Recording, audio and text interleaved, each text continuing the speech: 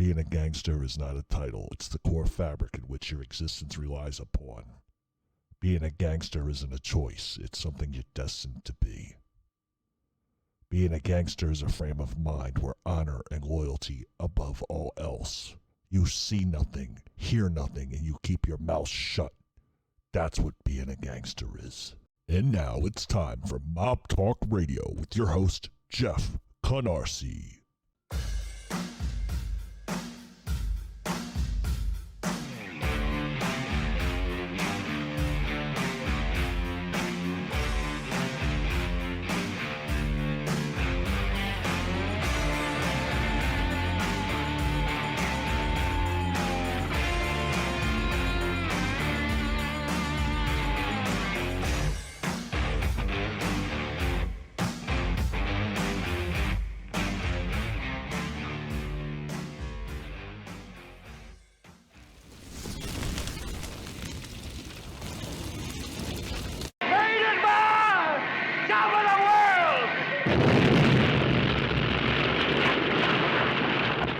And welcome to Mob Talk Radio. I am your host, Jeff Canarsie, and we've got a big Q&A today.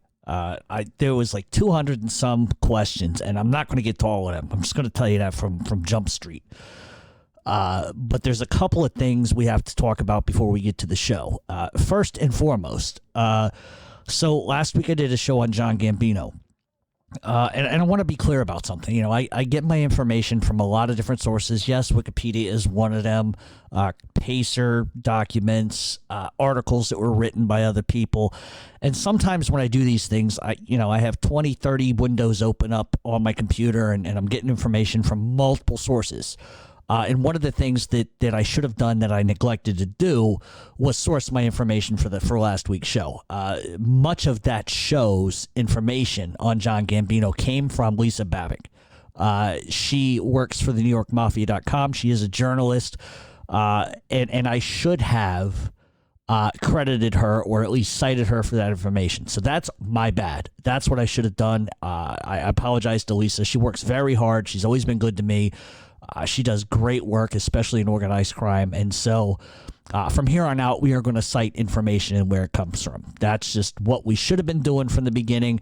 And that's my mistake. So my apologies to Lisa Babick. But you can also follow her at the NewYorkMafia.com. They have a lot of great articles and stuff like that. So check her out and please check out the NewYorkMafia.com. So that being said, we move on from that. And here's something that I wanted to sort of get to. A lot of people have been asking about what we're doing with the new platform. And today you're about to find it all out now. We are moving to a pay site. That is the truth. I think a lot of people sort of felt that we were going that way. So I wanted to explain because I have in the past said I wasn't going to do that. But let's explain why. Because, I'm honest with people. I don't hide nothing. I was in negotiations with someone who I'm not going to mention on here, who is a Hollywood celebrity, somebody who has a platform that he invited me on. For whatever the reason, it didn't work out. And that's fine. I don't hold nobody accountable for that. I don't have no ill will towards that. It was a situation where there probably would have been some big money involved. But at the end of the day, it is what it is. And sometimes things don't work out. And especially with the trending of all these mob shows are going pay now. I got to keep up with what everybody else is doing. I've been doing this longer than those that are out there now doing this. This is something that I did not want to do. But at the end of the day, it just becomes the point where after you do something for 3 years, it's like, okay, people are donating, absolutely. But I want to be able to give them more, a better show, and I want to sublet, the stuff that I have to purchase to do these things. It's I've been taking it in the ass, so to speak, for 3 years financially because of this. So I'm not going to do it no more. And so what is going to happen? When you look around at some of these sites, they're charging a ridiculous fucking amount of money. I mean, a ridiculous amount of money. And for what? You're getting lied to, right? So, what I want to do and what I am doing is there will be a website that will be published probably, I want to say a week from now or 2 weeks from now. The cost is $5 a month. I'm not charging any more than that. I'm not going above it. I'm not going below it. It's going to be $5 a month. And with that, you are going to get 4 shows a month. You're going to get live shows. Excuse me. We're going to do prize giveaways. And I wanted to talk about that for 1 second, because what we planning on doing here is once we get to 100 members, we are going to start the giveaways. And it'll be like a Q&A type of thing where over on the social media accounts, we'll put out a fucking question, give you the show email address, and the first person to get it right is going to get a prize. Could be artwork, could be a shirt, could be a sticker, could be a whole bunch of book. It could be a whole bunch of different things. That's one of the things we are going to do. We're going to have guests on the show too.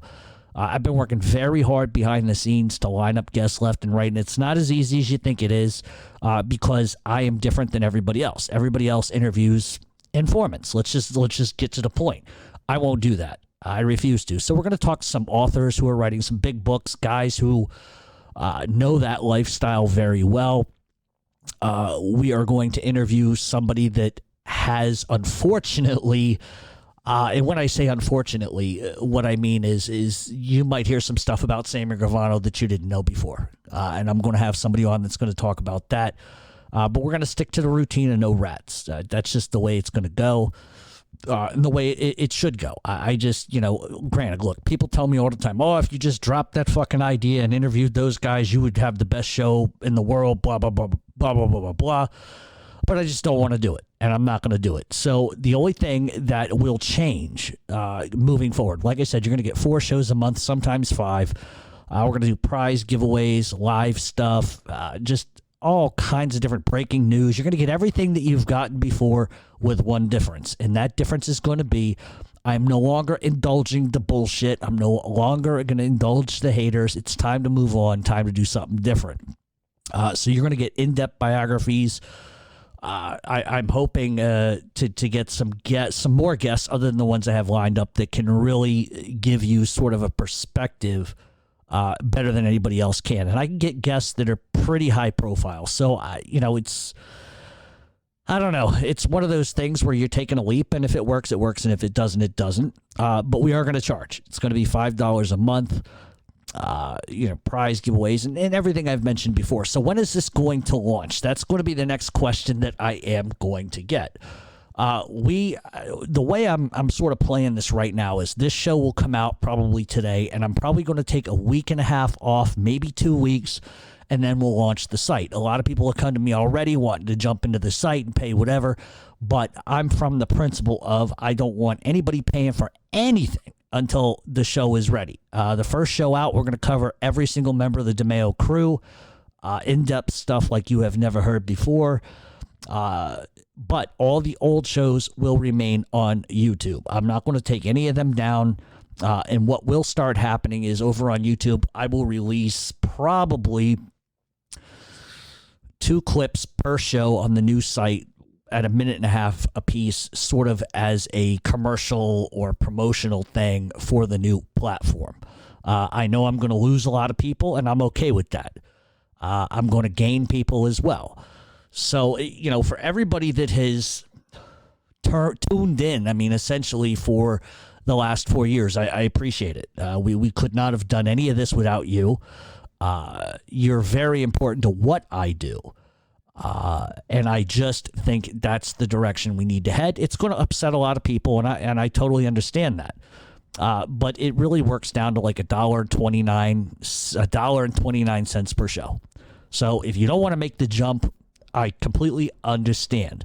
For those that do, I can't wait, because I think we have a lot of things that are exciting that are going to be done in a way that is completely different. Like I said, the show is going to remain the same. I'm still going to be a prick. That's just the reality of it. I'm still going to speak my mind, but I think of how we approach some things and some of the in-depth stories we are going to tell, and some of the inside stuff you're going to get that I probably didn't do before, you're going to get now.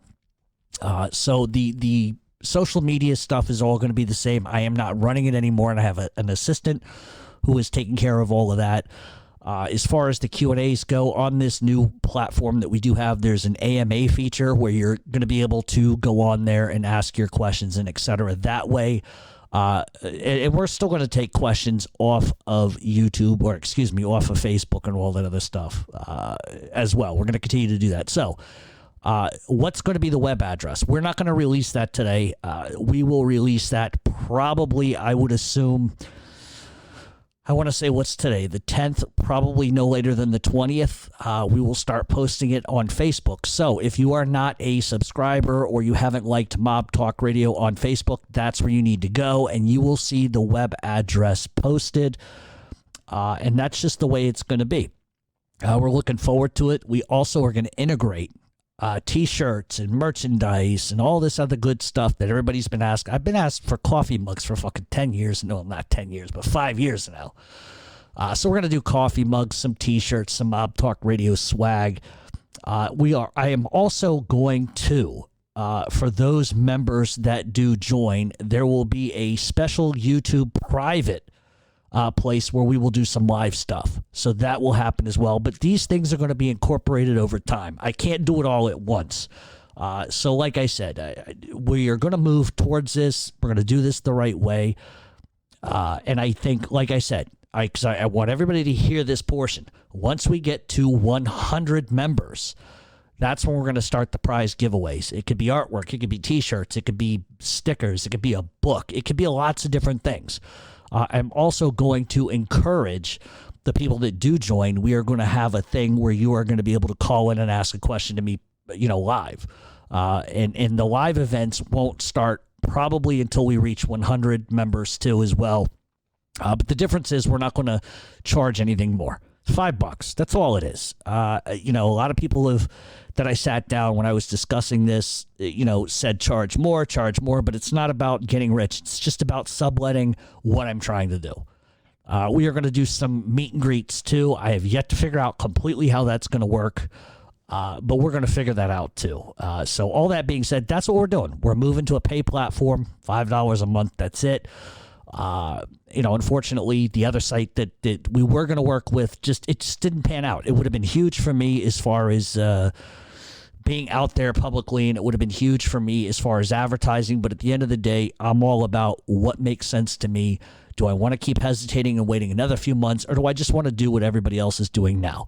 I don't know specifically what everybody else is charging, but I know that I'm right in the middle, if not lower than the majority of them.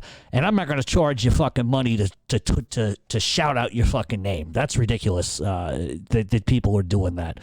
The blog that we have is going to remain free. It's never going to change. So you're basically going to get what you're getting now, along with some prize giveaways, access to some other stuff. But that's what we're going to do. So I would imagine probably by October 20th, we will release the web address. And probably by October 25th, the first show will be up, and that is going to be the DeMeo show. And that's probably going to be a two-parter, I would imagine. We're still going to include the Q&A in portions of the show, but I think what we're going to do for the sake of my sanity and everybody else's is we're going to back off the Q&A to 1 hour per show, and that's not going to be every show. So you're still going to have an opportunity to get your Q&A questions in. I'm just not going to spend 2.5 hours doing it because I'm going to try to keep the shows at 2 hours total length. I think once you get beyond 2.5 hours, it gets a little redundant. So these are the things that we're trying to do. So if you have a problem with it, you don't like it, you want to revolt, by all means, I have no issue with that whatsoever. And I humbly do appreciate everybody. I mean, everybody that has supported me for the last 4 years, because without you, none of this gets done. Without you, I don't meet some of the people that I meet. And I consider the majority of you I talk to on a daily basis in some sort, form, or fashion. And we've become friends. And that's what I think is fantastic. This isn't just like this is like a family in a weird small kind of way.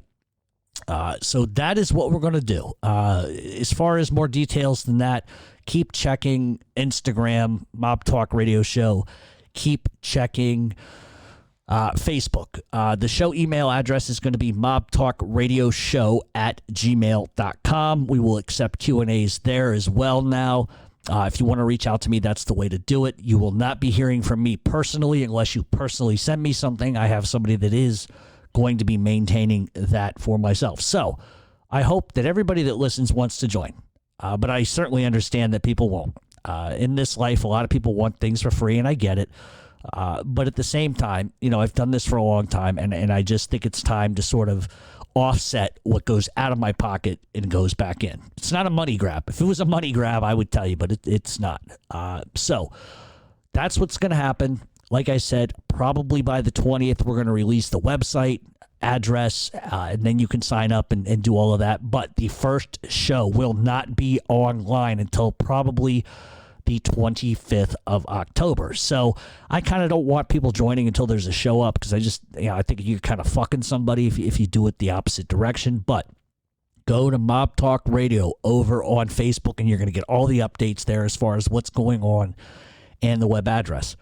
And like I said, thank you to everybody. It's been a fun ride on YouTube, but at the end of the day, it's just become not worth it to do it that way.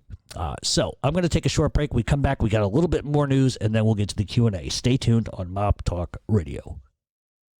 I'm out of town a lot.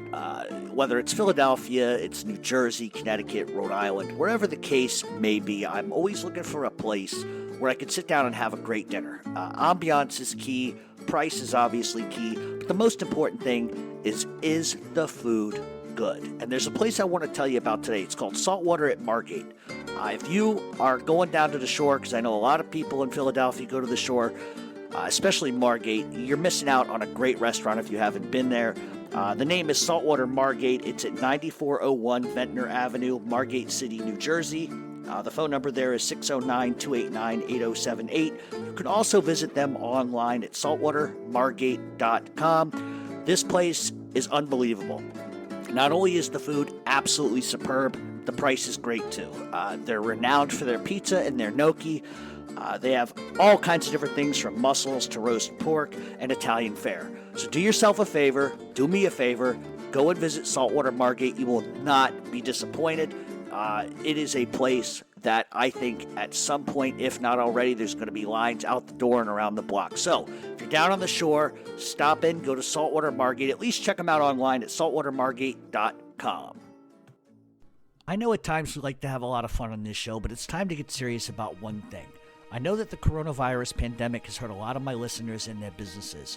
Restaurants have been ordered to close, gyms have been ordered to close, cigar lounges have been ordered to close, and even bars have been ordered to close. These are small businesses that don't always have the cash reserves to continue making their rent or mortgage payments. They can't even pay their vendors. My good friend Mike Kaysen of Kaysen & Kaysen is an experienced bankruptcy lawyer that is there to help you right now. Kaysen & Kaysen represents individuals and small businesses in complex bankruptcy proceedings in New York, New Jersey, Philadelphia, and Miami. Give Mike a call at 646-397-6226. And if you mention Mob Talk Radio, he's going to give you a free consultation. Once again, it's Mike Kaysen of Kaysen & Kaysen, 646-397-6226.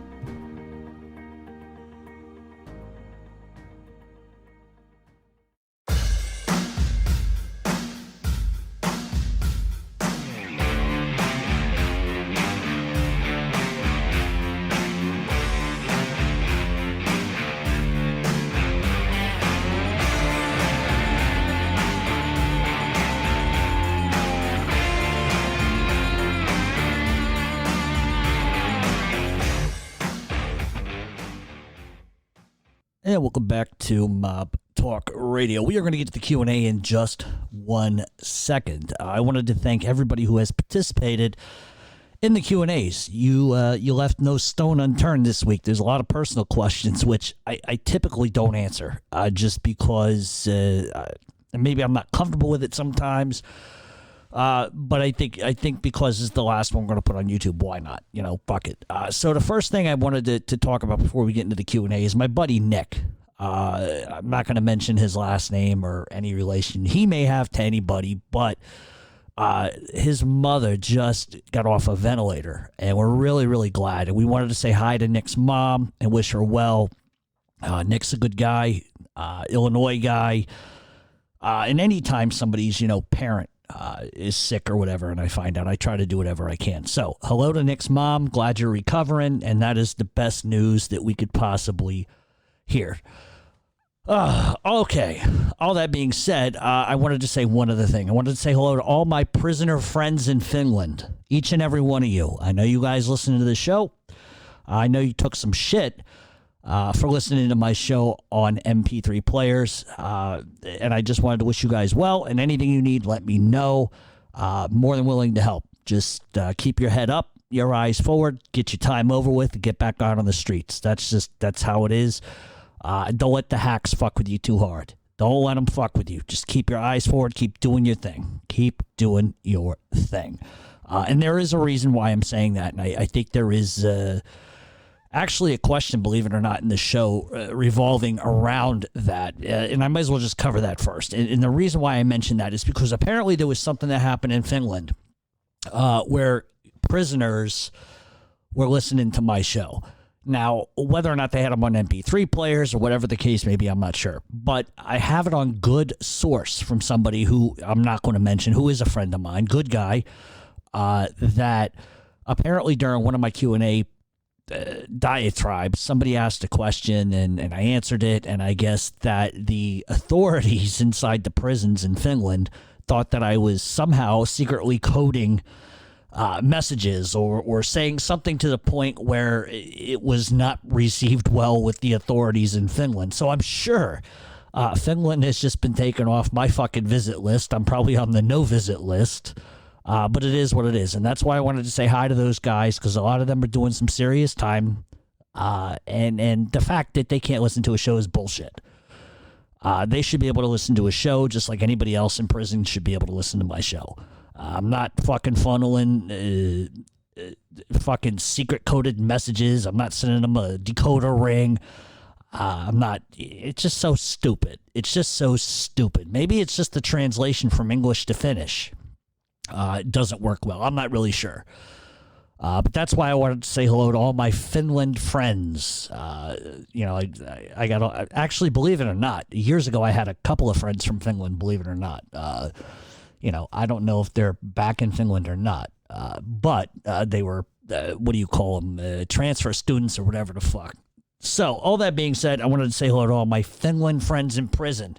Keep your fucking head up. That's what you got to do. All right, so, oh boy, here we go. All right, so we're going to get to the Q&A portion. Once again, if I do not get to your question, it's just because there was a shitload of them this week, and I can't get to all of them because many of the questions that do get asked of me, they're not as simple as yes or no, answers.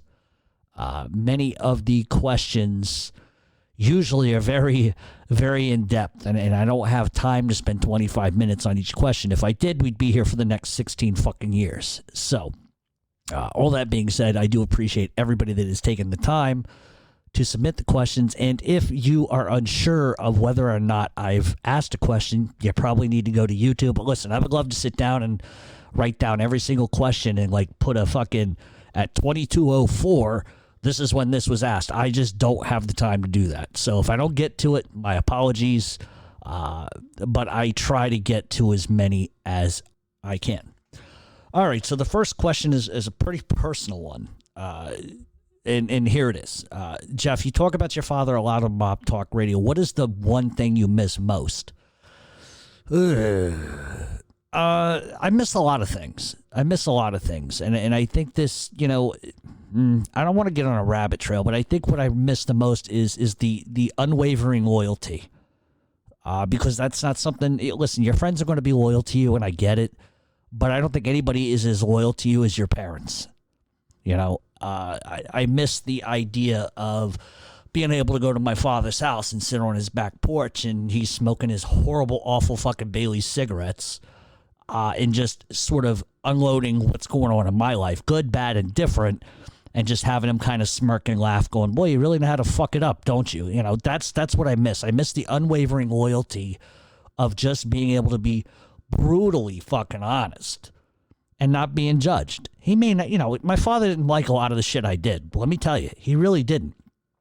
But I think my father, he was always a good parent. Don't get me wrong. He was a great parent. I don't think anybody could have asked for a better father than I had. Could he have been more stern with me? Yeah, absolutely.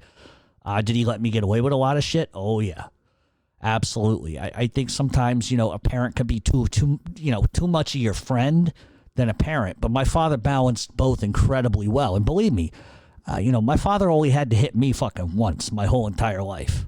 And why he hit me is actually kind of funny. I was, my mother, he had bought my mother a Mercedes for some fucking reason. And I was fucking with a bread bag. Like, it was a Wonder white bread bag. And I filled it up with sand, and I was, like, twirling it in the fucking air. And it went all over the fucking car. And he beat the daylights out of me. And it had nothing to do with the fact that I just threw sand on the car. It was the fact that he knew my mother was going to cut his balls off for sand being on the car. It had nothing to do with me. It was just he didn't want to take her shit. But it only took my father once to do that. And I learned a very hard lesson not to fuck around. But I miss the days of just being able to, be honest with him. I'll tell you the truth, because I don't really hide nothing, and this is probably more than my family would want me to say. But there was a time when, the FBI came to my house, and they came and they fucking roused about at me, bust my balls, asked a lot of questions, all this nonsense. And I don't know nothing, go fuck yourself. And they tried the whole, we could extradite you back to New York for this, that, and the third.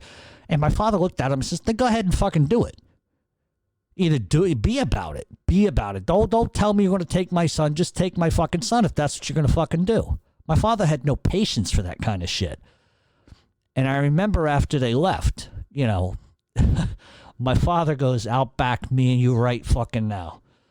And we went outside. He handed me a fucking beer. He bought me a pack of cigarettes. Apparently when he went and made his run to the store, he opens them up, throws them at me, says, light one up. I light one up. I start drinking the beer. And he says to me, I want to know every fucking thing you're involved in right fucking now. And let me tell you something. That's not an easy conversation to have with your father. I could have lied and be like, I'm not doing nothing, Pop, because the FBI just shows up for no fucking reason. But much to his shock, I told him everything that I was up to, everything I was involved in, everything I was doing. And the look on his face was pretty fucking epic. He was, if my father was going to shit his pants, that would have been a time to do it. So I told him everything. I told him everything that I could be caught for, everything I might not be caught for. And believe me, it was a fucking litany list of crimes. I'm not going to lie to you. It was a litany list of crimes. And after I finished, 20 minutes later, my father looked at me, and this is when he said, you have got to outsmart them. That's not what parents are supposed to say to their children. Parents are supposed to say, what the fuck? Are you out of your mind? You're never leaving the house again. I'm going to beat your ass all over the place. What are you, stupid or what? That's what a parent should do. But that's not what my father did. My father just, looked at me and says, you must outsmart them. Because if you don't, you're going to go to jail. And he was, and this was after I had been arrested, I think twice, 3 times. I was on probation for a long time, unsupervised for 10 years, supervised for 2 years. This, my father just told me, smarten the fuck up. You're not going to beat them at their own games. You outsmart them. You outsmart them, you don't go to the can. That's not what fathers are supposed to say to their children. That's what I miss about my father, because it didn't matter. My father wasn't the type of guy who was like, oh, my son's done nothing, get the fuck out of here. He would act like that and play dumb like I had never done nothing, but then as soon as they left, he'd look at me and go, what the fuck, are you stupid or what? So that's what parents are supposed to do. They're supposed to protect their kids, even when they fuck up. And I can say that about both my parents. There was an incident, and God, I don't even know why I'm saying this shit. There was an incident when I was very young. We're talking 13, 14. I got caught up in something, all right? And the cops show up, and they don't know whether I was involved or not. They just have all these suspicions. And so the cop comes in, starts asking questions, and my mother's like, my son would never do nothing like that. You guys are just messing with him because he has black friends and all this crazy shit. So my mother just defended me. But let me tell you something. The minute that cop left, she beat me up one side of the fucking house to the other because she knew immediately I fucking did it. And, thankfully, because she stood in the way of that, I didn't get caught for nothing. I got trouble, but I didn't get caught for anything. So when it comes to my father, that's what I miss. Not that I'm up to shenanigans now, but I miss the availability of just being honest with him, knowing that no matter what I do, I always got a corner man. I always got somebody who's going to give me advice, and he's not going to give me advice because of any other reason other than he loves his son. That's what I miss. That's absolutely what I miss, you know. And I miss him being funny. He was a funny fucking guy. Believe me, you didn't want to fuck with him. You fuck with my father. And that's the thing. My father just wouldn't get... Now, I'll get off this rabbit trail in a second, but my father had a volcanic temper. I'm talking 0 to fucking explosion in 3 seconds. But it was only when you fucked with his kids. You know, he would get mad about other shit, break shit, throw shit, scream. You know, that's what my father... Jesus Christ, I thought my name was Jesus Christ half my life, because that's so... Jesus Christ, what the fuck are you doing? But... if you fucked with me or my brothers or my sister or whatever, my father would go from 0 to batshit South Philadelphia crazy in a second. I always say that because, you know, I think it's funny. Not that my father was from South Philly. He wasn't, believe it or not. So, all right, all that being said, let me move on to something else. I don't want to get down this memory lane too far. All right, since you're a student of Machiavellian anecdotes, what are your thoughts on whether it's better to be feared or loved? You're right. I mean, I'm a student of the game of Machiavelli. If you've never read The Prince, you should go out and buy a copy. It's a good book. If you want to understand how the mafia operates, that's the fucking format for it. Listen, in life, and this is people are going to take umbrance with what I'm about to say, but in my opinion, it's better to be feared than loved. Fear lasts longer than love. And I'll give you an example. People that get bullied when they're kids and stuff, they never forget that, right? They may remember the first girl they kissed, first girl they had sex with, all of that nonsense. But the person that beat up on them, they never forget. And that's why fear lasts longer than love. And me personally, you know, somebody loving you, you're only going to get so far. If somebody fears you, you're going to walk all over them. And I'm not saying I would do that. I'm just saying in terms of the anecdote we're talking about, I think it's better to be feared, especially if you're into organized crime. It's better that you're feared than loved.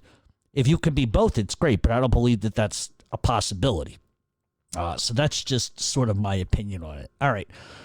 While you've often said you have an acquired taste, is there anyone that you know of or been around in that life that you don't like? Yeah, I mean, there's always people you're going to meet that fucking rub you the wrong way. It's not anybody specific. It's just, you know, listen. Sometimes I'm not everybody's cup of fucking tea, you know, and I think a lot of that is because of the way I talk on here. Am I abrasive in real life? Absolutely. You better fucking believe it. I'm always going to stand up for what I fucking believe in. And you know, what I say here and now, I'll say outside my apartment. I'll say in fucking Queens. I'll say in Brooklyn. I have no problem saying what I say here now. There's no difference. I think I have more tact in public. But if you fucking piss me off, I'm going to say what I'm going to say. And I think that when people listen to, you know, this show, they begin to have some sort of reserved, I don't even know if reserve's the right way, but they begin to have an opinion on me. I'm some big mouth, this, that, and the third. And some guys don't like me because of that. But then once they meet me, they understand, oh, okay, he's not really a total asshole like this all the time. In fact, in most cases, I'm very quiet unless you piss me off. And then that's a whole nother thing. All right. One thing I don't think people realize is that short of covering trials, you don't spit about what's actually going on the streets. And I get the feeling you know more than you ever really say. So my question is, anything you may say, does it get cleared through channels? I can't imagine it's easy doing what you do and knowing people. So what would their perspective be? It goes right back to the last question. Some people are going to like you. Some people aren't. Do I have to get permission or cleared? No, I talk about what I want, but you notice I don't really talk about what's going on in Oklahoma right now. I just don't, because there's no purpose for me doing that. One thing that I really strive hard to do, believe it or not, is I try to keep people out of harm's way, not put them in harm's way. And that's why I get a little pissed off. Listen, I understand. Especially when it comes to guys like Dave Stratweiser and George Anastasia. I understand that they have a fucking job to do. I understand how they make their money is talking about what's going on. And they're entitled to do that. What my beef with that is that sometimes they put guys' names attached to murders. They just recently did it again. If somebody gets acquitted of a murder, how can you still say they did it? I don't fucking understand that. This is literally a week ago they were saying this nonsense again. Just because you're accused doesn't mean you did it. And that's the issue. If somebody gets convicted of it, by all means, I mean, I guess you got no other choice but to say that. But when you put guys' names in crimes that they were acquitted of, that's just bullshit. You shouldn't do that. But they do because that's how they get attention. And they're entitled to do that. That's why I don't like them. That's the truth. At the end of the day, that's the truth. Because not only do I think that they report half-ass bullshit most days, but they will lead you with a headline that totally has nothing to do with what really is going on. And listen, I'm not saying that they don't have some sort of expertise in what they do. I would never say that they're complete bozos and don't know what they're talking about, because they do to a certain level. Do they get it wrong? A lot of the time. Do I get stuff wrong? Sure. Absolutely. I'm not perfect. And I would be a hypocrite to say that about them and then not point the finger at myself too. So anybody that thinks I don't do that, you're out of your mind. But as far as having to clear shit with anybody, no. I just kind of do my own thing. All right, you said at one point there was some beef in Finland prisons over your show. Okay, I just kind of explained that already. Who are you closest to in that life? Anybody we might know? I have a lot of... Okay, so listen, I got a lot of friends from a lot of walks of life. Do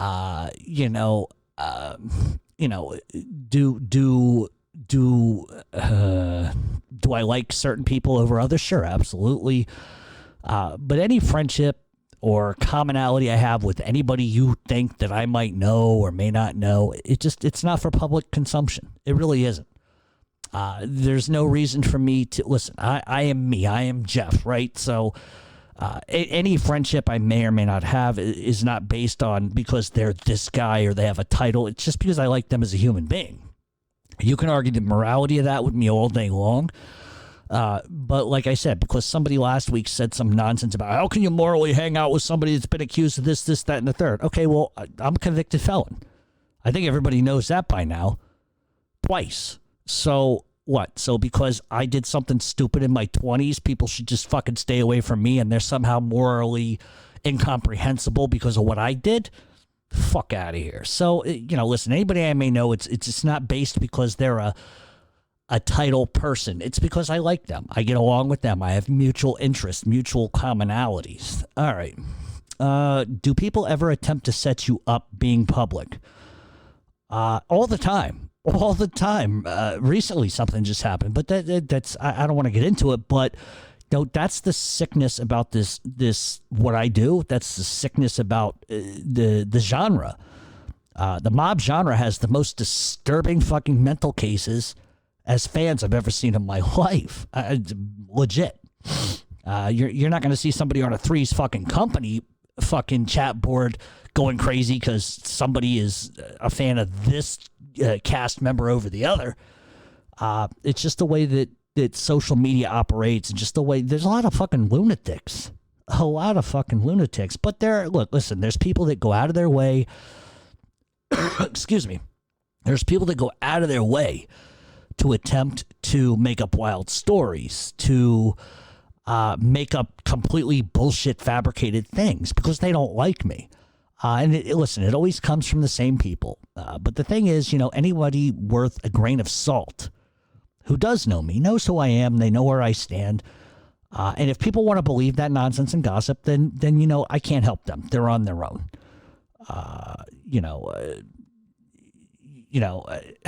It's just one of those things that, look, you think I want heat? You think I want problems? It comes with the territory of what I do. Anybody that doesn't like me has that right. One thing you cannot question, though, is my loyalty to friends. What you see is what you get. I don't put myself in situations unless I believe in them. It's that simple. Loyalty always rewards loyalty. And when it doesn't, they find out really quick what a piece of shit I can be. The difference between me and, say, anybody else that does this, anybody else that does this, is anything that I say right here, right now, I will say to you personally in your face, publicly, I don't give a fuck. I learned at a young age. Don't talk about it be about it. A lot of people talk about it, but don't want to be about it. You got to be about it. Listen.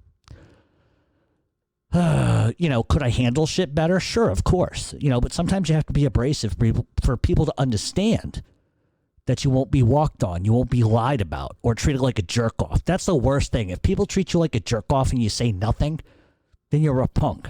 Do I have to resort to confronting every single idiot that has a fucking opinion? No. And that's probably where I've made my mistakes, is that I don't need to address jerk offs. I really don't.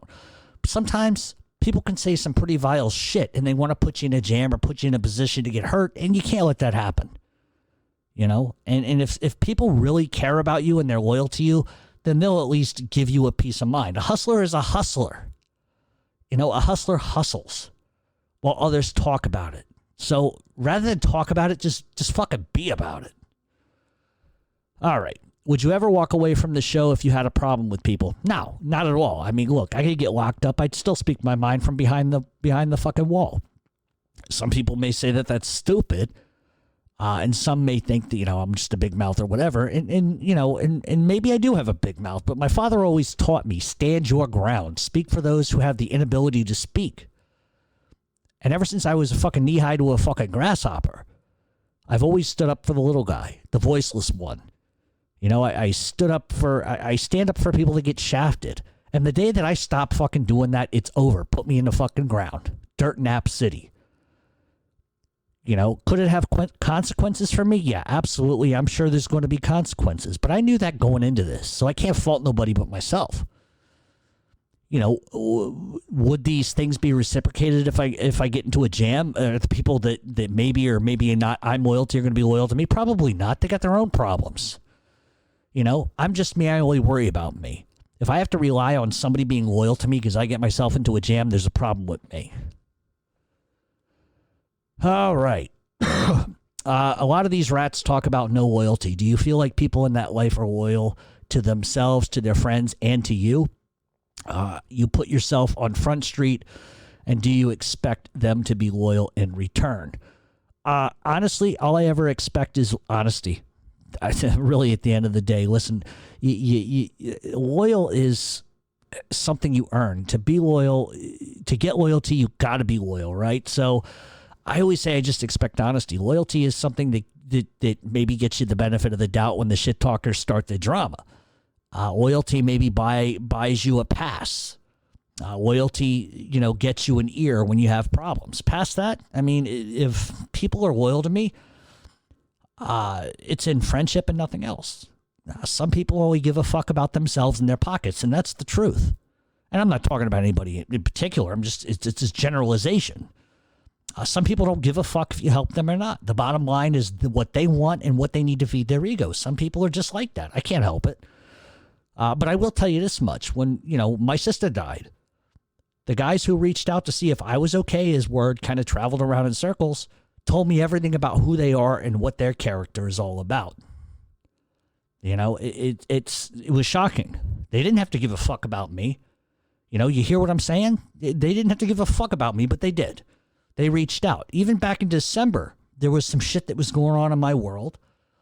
And there were two people that reached out to make sure that I was okay, to make sure I didn't want or need anything. That's what friendship is. That's what loyalty is. And that's what these mob reporters and all these jerk-offs don't want you to know. They're not they're not like some fucking demons that don't have hearts. They're good people in many ways. And we can argue the validity of murder charges and all that nonsense again, but we're not going to do that. All right. So, Jeff, is there supposed to be an argument for what the family funds are used for, or is it the surplus money all paid out to the administrations? I hear a lot of people complaining, specifically by gangsters that have been locked up, that they have to pay their own legal bills and that there is no pension for their family while they are in prison. When they are whacked, the family takes over all their assets and leave their wife and kids with hardly anything. I'm wondering, does all the cash get paid out? Or is there an accounting system where the family keeps a secret set of books that shows central funds to pay for the cost of running the family? Sorry for the long question. I love the show, Jeff. So I don't want to get specific about all of that just because it's a very in-depth thing, but I don't think it's as vast as you think it is. I think it's more basic. I think that was probably a situation that was more prevalent in the older days, and it worked in two ways. They would use money for the war chest in case they needed to go to war against another family, and obviously that's going to be back in the days of Luciano and etc. And number two, bosses, some bosses in particular made sure that their men were taken care of with a good lawyer. And that their families wanted for nothing. And I think it sort of drew itself out over the years. Some values are kept, some values aren't. Greed is a hell of a fucking thing. Take, for example, a couple instances. So Mikey Scars, DiLeonardo, has said over the years that he never would have become a rat if, while he was in prison awaiting charges, the Gambinos didn't seize all of his assets. And that's according to him. And listen, I'm not giving him any validity whatsoever. I'm just saying that was his stance. When he asked for money to help with his fucking lawyer fees and everything else, basically all his businesses were stolen from him. At least that's what he has said. So from that perspective, if that's accurate, then it tells you something. Roy DeMeo's son, Albert DeMeo, was almost killed because the Lucchese crime family wanted Roy's black book, which contained everybody that owed him money, the bookmaking names, all of that. Anthony Center and Joey Testa wanted it, and it's probably logical to assume that Gaspipe Castle was behind that. And it would have been beneficial for Anthony Center and Joey Testa to get that to him because they were trying to make inroads into the Lucchese crime family after Roy DeMeo was killed. When Sammy Gravano flipped, it's been alleged that John Gotti Jr. took all his money and all his rackets as well. I don't know how valid that is, but I've seen some court documents that speak specifically to that. Doesn't make it right, doesn't make it truthful, but it's logical to assume that that's probably likely what happened. Not that you would give a rat's family any money, but it's just the way things go. And historically in the mob, guy goes to prison for a long time, they're going to take his rackets. I mean, look at Jimmy Burke and Billy Batts, William Benvena. Same kind of deal there. Billy Batts goes to prison, gets out, wanted his rackets back. Jimmy Burke tells him go fuck himself. He runs to the Gambinos, and then Jimmy kills him. It's as simple as that. So while the old days are now somewhat gone, there are still some old timers around who will still pull out of their pocket to help people. But like we saw in The Sopranos, how long are you going to help? At some point, like if these guys are making all this illegitimate monies, what the fuck? They don't know how to save money? Some guys live that high lifestyle, It comes in their pocket and goes right out their pocket, and smart ones they save, But it's just become a dog eat dog world for sure. All right. John Stanfa inducted people like John Vesey. Are they even true members since they're non-Italian, or is it considered invalid by Cosa Nostra standards? I thought he was of the old world Sicilian beliefs. If he was, then why would he make somebody like that with no organized crime ties or Italian or Sicilian lineage? Why didn't he just keep them as associates? Is this the mindset that brought him down? Well, John Stanfa was Italian. John Vesey was half Italian. So, on that aspect, they were both Italian, Vesey being half. I think he was half Irish too. I could be wrong about that, but I think John Vesey was half Italian, half Irish. I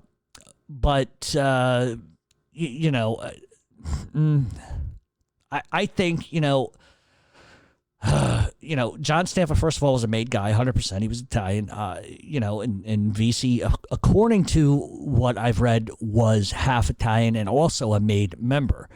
And I think the reason why he makes Vesey was probably because at the time he had value in Vesey because he would kill. But also, you got to realize he also brought in Ron Previty into the fold, who was a fat slob. Ron Previty. He was a dirty cop, which is a huge no-no in that life. You're not supposed to bring around an ex-cop for any fucking reason. Why Stanfa did, I will never understand, and it probably was a money grab more than anything. And Stanfa did some weird things, to say the least. But what ultimately, with Stanfa, there was a lot of things to Stanfa. He was in on the Bruno hit. I don't care what anybody fucking says. He hid out in fucking Maryland and New York forever and then gets sent by the Gambinos down to Philadelphia. And you just can't insert whoever you want, not expect some form of fucking retribution. Excuse me. And, say what you want about them young bucks down there in South Philadelphia, but they fought it out and they won. They took it to Stanfa's ass and they won. They got moxie, those kids. They're not kids. They're older than me. But what really, truly, I think, with Stanfa is he had a big mouth, too. Don't forget, he was caught on a lot of wiretaps. He was like Nicky Scarfo. He wanted to be Nicky Scarfo 2.0. I mean, this is a guy who tried to shake down everybody in the fucking city, and if they didn't pay, he threatened to kill him. And sure, that's a throwback to the early days of the mafia. That didn't sit well in Philadelphia. All right. Scenario: a normal member of the public gets into a fight with a made guy unknown to him over a random disagreement in the club or the car park, etc. If the member of the public laid hands on said made man, would he eventually be whacked? Nah, I don't think so. I mean, look, the most obvious answer to that is no, but it really truly depends on who the fuck you hit. Is the guy a fucking nut job? Does he have an ego as big as a fucking whale? That's the guy you got to look out for. Look, some guys can be even-minded, and some people aren't. Sometimes a fight is just a fight. Guys will smack each other around. They go about their business. Ego plays a big part in that, especially if one gets the upper hand over the other. Some people would just look at it as a fight. Some people wouldn't have patience for that kind of nonsense. And listen, it all depends on who you're getting into a fight with. If it's Tommy Patera and you smack him, you're going to get killed. But you smack, I don't know, fucking Joe Adonis. Well, Joe Adonis would be a bad fucking example of that. But if you smacked, like, I don't know, somebody fucking likable like Buffalino, you'd probably get killed for doing that too. It just depends on who you smack. You imagine if you like the Three Stooges lined up Roy DeMeo, Mad Sam DiStefano, and fucking Tommy Patera, smacked them, pop, pop, pop. All three of them like the Stooges. How long do you think it'd be before they found your head and your arms in three different places? But I think it just depends on what happens. The best result, you're going to get your face cracked or your head cracked by 10 guys a week later. But it just depends on the mental state of the person you're dealing with.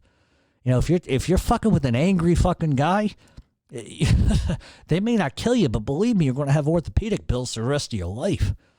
All right, in your opinion, why did New York send John Stanfa to run things in Philly? I really don't fucking understand why they did. And the second part of his question is why not use one of the homegrown local guys to run it? I know Joey Merlino was young, but couldn't they have used a panel of a few capos to keep things going until they got a boss put in there? Interested in your thoughts. I love the show, and thanks for answering the questions from last week. When Stanfa arrives, Philadelphia was already teetering. And it had been since Angelo Bruno got killed. They allow Scarfo to take over, and look what Scarfo does. He turns South Philadelphia into a fucking Rob Zombie movie. I mean, that's legitimately. Stanfa was close to the Gambinos. He was Sicilian, and I think the idea was that he could go down there and sort of bridge the gap or weather the storm. Sort of calm the raging fucking rivers, so to speak. But the problem was he was just as deadly as Scarfo.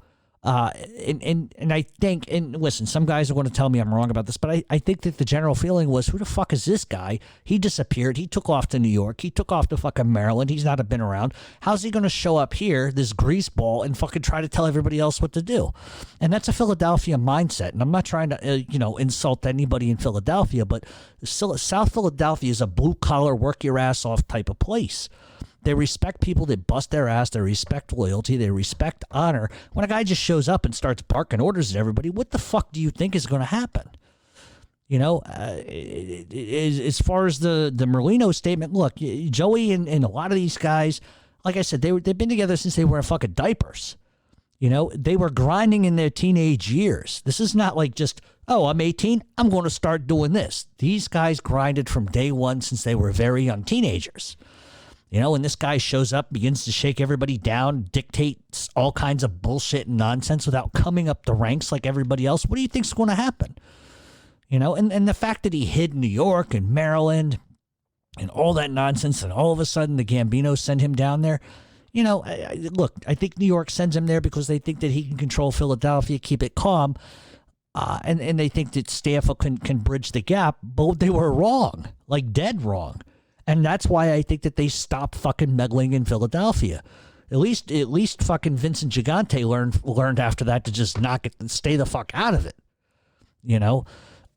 And two, I'm going to say this. I don't give a fuck what anybody thinks about Joey Merlino. But we haven't seen massive murder since, the 90s? So obviously, Merlino's stepping in, if you believe the allegations of the feds. He's obviously kept relative fucking peace for the most part. I'm not saying there hasn't been shit in the 90s, because there was. But relatively, historically, with Philadelphia, it's not like it was with Stampa and fucking Scarfo. My God. You know, so it is what it is. Everybody's entitled to their opinion. That's just mine. Jeff, how do I watch the corrupt... How do I watch The Corrupt and Dead? It's supposed to have some good footage. I have no idea what the fuck you're talking about. I'll be honest with you, but I'll look into it and let you know. Definitely. All right. Throughout The Irishman, Russell and Fat Tony keep saying that the old man and the higher-ups were talking about the rest of the bosses in New York at the time, which would have been Gambino, Persco, Rusty Rastelli, and Tony Ducks Carollo. Yes, they would have been referring to the bosses. The old man would have been obviously Carlo Gambino. Gambino, while he was alive, was the top of the top. Might as well have called him the boss of bosses. And that also would have, included Angelo Bruno as well. So there you go with that. All right. Would you say that Vito Corleone best resembled Frank Costello? I know Vito was a mix of a lot of bosses, but is Costello the most resembled in Vito's character? It's a good question. I always thought that Vito was a mix of Carlo Gambino, quiet and unassuming, like Costello in terms of being able to bridge the gap with politics and politicians. So, yeah, definitely Vito is a part of that. I think that Costello is definitely a part of the Vito character.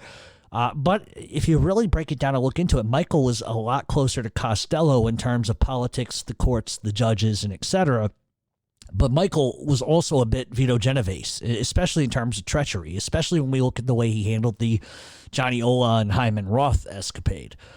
So it's a very interesting way to sort of to look at the characters of The Godfather. All right. Hey, I watched Netflix. Okay. Hi, bro. Watched Netflix, Our Godfather doc on Tommaso Buscetta. Interested to know what your thoughts are on it if you did give it a watch. Also, how big was this dude and the extent of the Sicilian Mafia on that side? Was it enjoyable to an extent? So here's something that I've said before. I actually met Tommaso Buscetta several times. I didn't know who to... First of all, let me clarify. I didn't know who the fuck the guy was. He was actually living in Virginia Beach, in Croatan. I guess the feds had placed him there. I was doing landscaping at the time, and we were working on his house, his property. And he always came out every day, talked to us, had a really thick Sicilian accent. He told us his name was Frank. He seemed like a really nice guy. But like I said, I had no fucking idea who he was. And there were whispers, in corners that he was a gangster and all of this.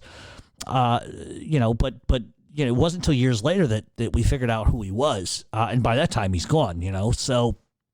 he lived in a very exclusive area called Croatan, which is sort of an upscale beachfront property community, multi-million-dollar houses. So obviously he was getting well taken care of. I saw the documentary and I liked it. He was a big player in Sicily, but as the stories go, they end up turning rats. Listen, it doesn't matter what mafia documentary is. Sometimes I like them, sometimes I don't. Even if the subject becomes a rat, I still find it sort of intriguing of how they get there to begin with. And sort of what has to transpire for them to become a rat. Most of the time, it's just because they don't want to. I would say 98% of the time is because they don't want to fucking do prison time. And even for the record, I cannot watch Goodfellas past the part where Ray Liotta, who's playing Henry Hill, begins selling drugs, because it's all downhill from there. I cannot stomach what Henry Hill does in the end. So after Jimmy pretty much starts clipping everybody from the Lufthansa heist, I just turn it off. I can't even watch past that part, because you know what it is? I cannot stand the fucking look on Paul Sorvino's face when Henry's sitting there spilling his guts on the stand. The utter look of betrayal, like, how the fuck could you do this to me? It tears me apart. I get angry, so I just turn it the fuck off. I can't. So, the last 35, 40 minutes of Goodfellas, I won't ever watch again. All right, Jeff, I heard that Anthony Giacalone from Detroit had a black driver named Frank Nitti. Is that really true? From what I heard, the Italians really did not like the black gangster. Yeah, I can confirm one part of that being true. His real name was Francis Frank Nitti. Excuse me, Frank Nitti Usher. He actually ran an African-American mafia crime family in the 70s in Detroit. He was sort of under the tutelage of the Giacalone brothers. He mainly was used initially as an errand boy, and could always be seen hanging out at the Lusad Social Club. But to say that the Jackalope brothers didn't like him, I don't think that's necessarily true. There were probably some old schoolers that didn't like a black guy being around. I'm just going to be honest. Because, as Frank Nitti Usher starts his own crime family, he actually structures it just like the Italian Mafia. And the Jackalope brothers, they bankrolled him. So to say that they didn't like him, didn't respect him, it really isn't the case. The mob in Detroit would even use him to commit murder. His crew to commit murder for them. So, as far as that goes, I think he was respected. And if he wasn't, believe me, they would have killed him. Absolutely. Or at least he had the respect of the right people. Let's just put it that way. Some guys can dislike you, but if those in power do like you, nobody below them are going to try a fucking thing. So he may not have been liked by other Italians, but he was liked by the right Italians, which kept him, pretty much in power. All right. So I'm going to do 2 questions here, and then we're going to take a break and come right back. All right, so who was the one gangster that Albert Anastasia feared and wouldn't dare make a move on? I don't think Albert Anastasia was afraid of anybody. It's just the reality. I think this is a guy who was in Murder Inc., committed a ton of murders himself. He has Arnold Schuster killed just for ratting out Willie Sutton. I don't see Anastasia as the kind of guy who ran or hid from anybody. I think that he knew that Luciano would kill him if it came down to it. So, I just think he politicked very, very well. I know he hated Meyer Lansky, and I'm sure if he'd given the opportunity, he would have killed Lansky if he thought he could get away with it, especially because Meyer Lansky refused to share in profits from a casino in Cuba with Anastasia. And what Lansky does to further infuriate Anastasia is he gives a portion of the profits which should have gone to Anastasia to Vito Genovese. And that infuriated Anastasia, who then opens up a casino of his own in Cuba to compete against Lansky. So, maybe perhaps he was on shaky ground in those days and feared, maybe he should fucking leave Genovese alone a little bit. I don't know. But he probably should have considered killing Genovese. Had he killed Genovese, I think a lot of things end differently, that's for sure. But that's just the reality of those times. All right. Have you read the Mafia Encyclopedia by Carl Safakis? What do you think of it? In the old days, believe it or not, I had that book.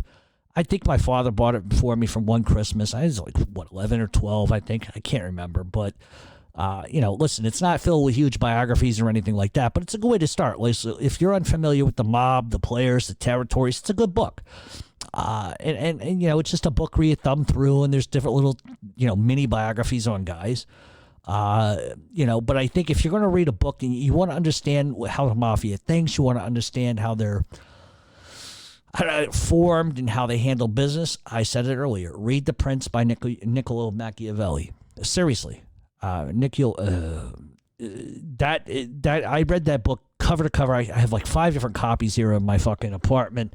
Machiavelli, The Prince. Go out and get it and just read it, and you'll understand it. You'll start to say, ooh, that makes sense. And then you can attribute some of the things that Niccolo talks about to like things that have happened, like the Paul Castellano hit and some other things like Cuba. Like there's really, it's a lot of business guys read that book to begin with, but if you read the book and you digest it, you're going to say, holy fuck, this makes total sense. Now I know what they did in Cuba. Now I know what they did to Castellano. Now I know why Anastasia was hit. It'll draw some lines between the dots for you.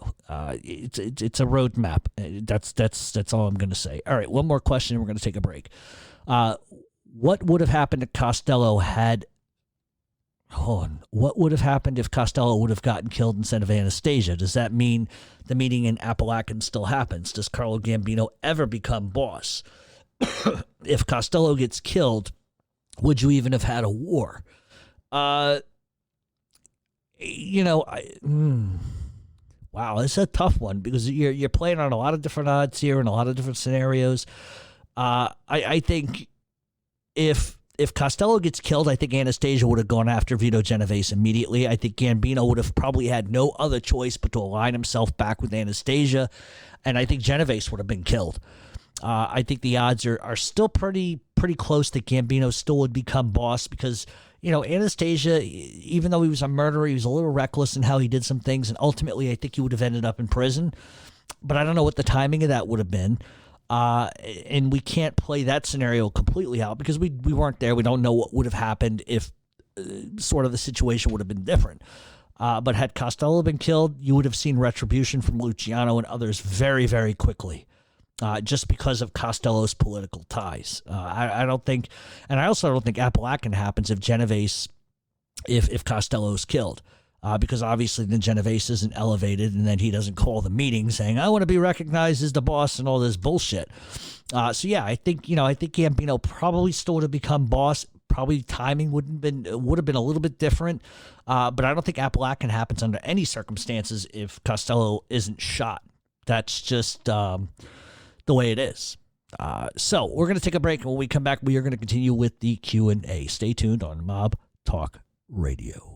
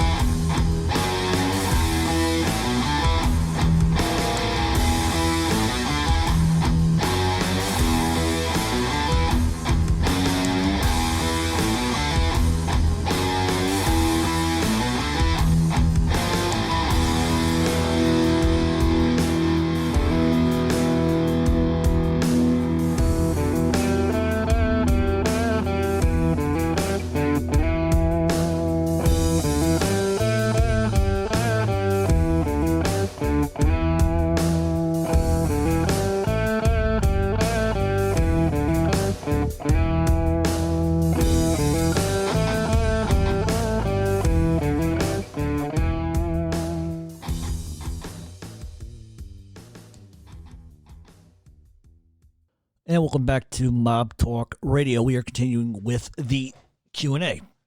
All right, do you know how far your show has reached? Which far-reaching countries do you have listeners in to your knowledge? What I can tell you is YouTube has an analytic thing where they break down where you're being listened to the most, countries, states, and in some cases, like which portion of the state, like the Bronx, Brooklyn, Queens, or whatever. But I am listened to in all 50 states, in 30 different countries. And that's some pretty amazing shit. If people want to, call my bluff on that, I'll post photos of it. But, listen to in Ireland, Finland, Wales, everywhere. The shocking few places that I was really surprised at would be like Costa Rica, the Dominican Republic, South Africa, Iraq, Kuwait, and Malawi. I don't even know what the fuck Jesus, I can't even fucking say the name. Malawi. Jesus Christ, never put me on Jeopardy with a question with me having to answer Malawi on it. But yeah, I'm listening to in all 50 states, 30 different countries. A lot of them are shocking, and it breaks down how many listens per country too. And I'm sure that many YouTube stations have the same sort of demographic as far as where they're listened to. But I don't understand how Iraq and Kuwait works. I guess you'd have to understand English. All right. Who do you think killed Jimmy Hoffa, and how relevant do you believe The Irishman was with Robert De Niro? I don't necessarily know now, and I've said varying different things because, like everything else, my opinion does change a lot sometimes. Do I think that Frank Sheeran truly killed Jimmy Hoffa? Was he the guy that pulled the trigger? You know what? I don't know. I'm leaning more towards no. I think he was definitely there. I think he knew what happened. I think he knew the players that were involved. I think he knew where Hoffa was taken, where he was killed, where he was dispatched. But you're never going to prove who fired the shot that actually killed Hoffa. But all the facts sort of back up that Hoffa was where Frank Sheeran says he was. And there's just a lot of things that point in that direction. I don't think it's circumstance. I don't think it's coincidence either. I think that Frank Sheeran is relevant in a lot of ways, but I wish that they would have chosen somebody besides Robert De Niro, to be honest. I mean, Frank Sheeran was Irish. He wasn't Italian. And I think the film was too long, and I think there were some things that were fabricated. And listen, I'm not really a fan of that movie, to be honest. A lot of people say it's the best film they've ever seen. I typically don't agree with that. Because to me, there's a lot of the story that they missed. The politics of Hoffa and the politics of the unions. I mean, that's a big thing. And if you didn't understand that going into it, I think you and if you don't explain the reasons behind everything, I think you kind of get lost in translation. And I think that's one of the things that this film was really missing. I mean, if you don't explain everything that's going on and you don't understand the Kennedys and how all of that worked out, then I think you lose a lot of validity. Not that it was a piece of shit dog movie, but I just think that it was way too long and they jumped around way too much. And I think if they just really stuck to Sharon and Buffalino's bond and their friendship and what Sharon ended up doing for Hoffa and the mob, I think that's a better story. But you know what? Who am I? I'm just some schmuck that does a fucking radio show. All right, what has become of the Colombo crime family with the passing of Carmine the Snake Persco? Nothing. They have a new acting boss, and they have a new boss. It's all systems go. All right, why did Tommy Lucchese betray Salvatore Maranzano and tell Luciano about his plan to kill him? Wasn't he working for Maranzano at the time? Well, believe it or not, it's not a convoluted answer. It's actually very simple.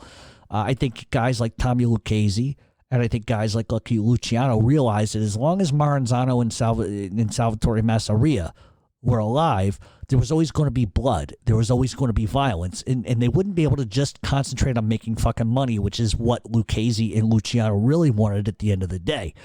I think that they felt that continuing to allow Maranzano and Masseria to function was a bad thing for business. And that's exactly why he goes along with it. I think a lot of mob genre people typically overthink that sort of question, but it's really, really simple. And it comes down to one word: longevity.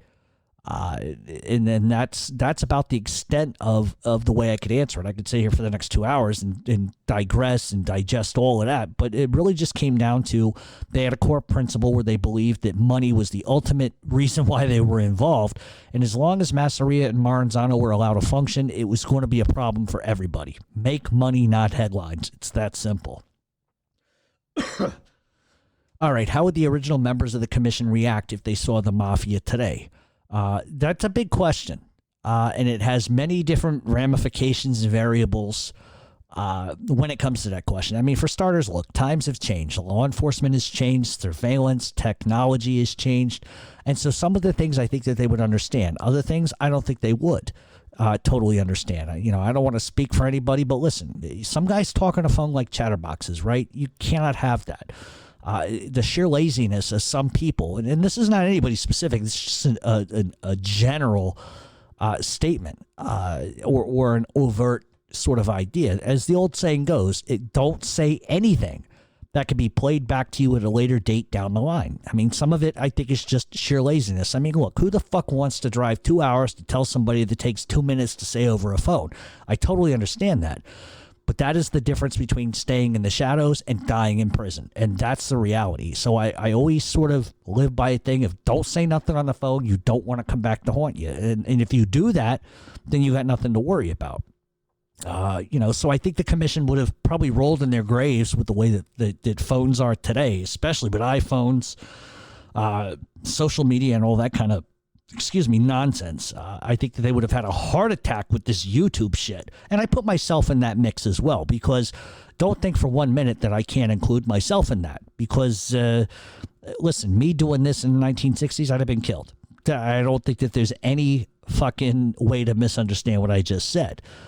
I don't think that they would understand the logic behind $1 million homes, Ferraris, and sort of the self-adulation on the streets. I don't think they would have understood that. Imagine Lucky Luciano or Roy DeMeo coming back to life and seeing these rats on TV. How do you think that would go? They'd kill him. They would fucking kill him.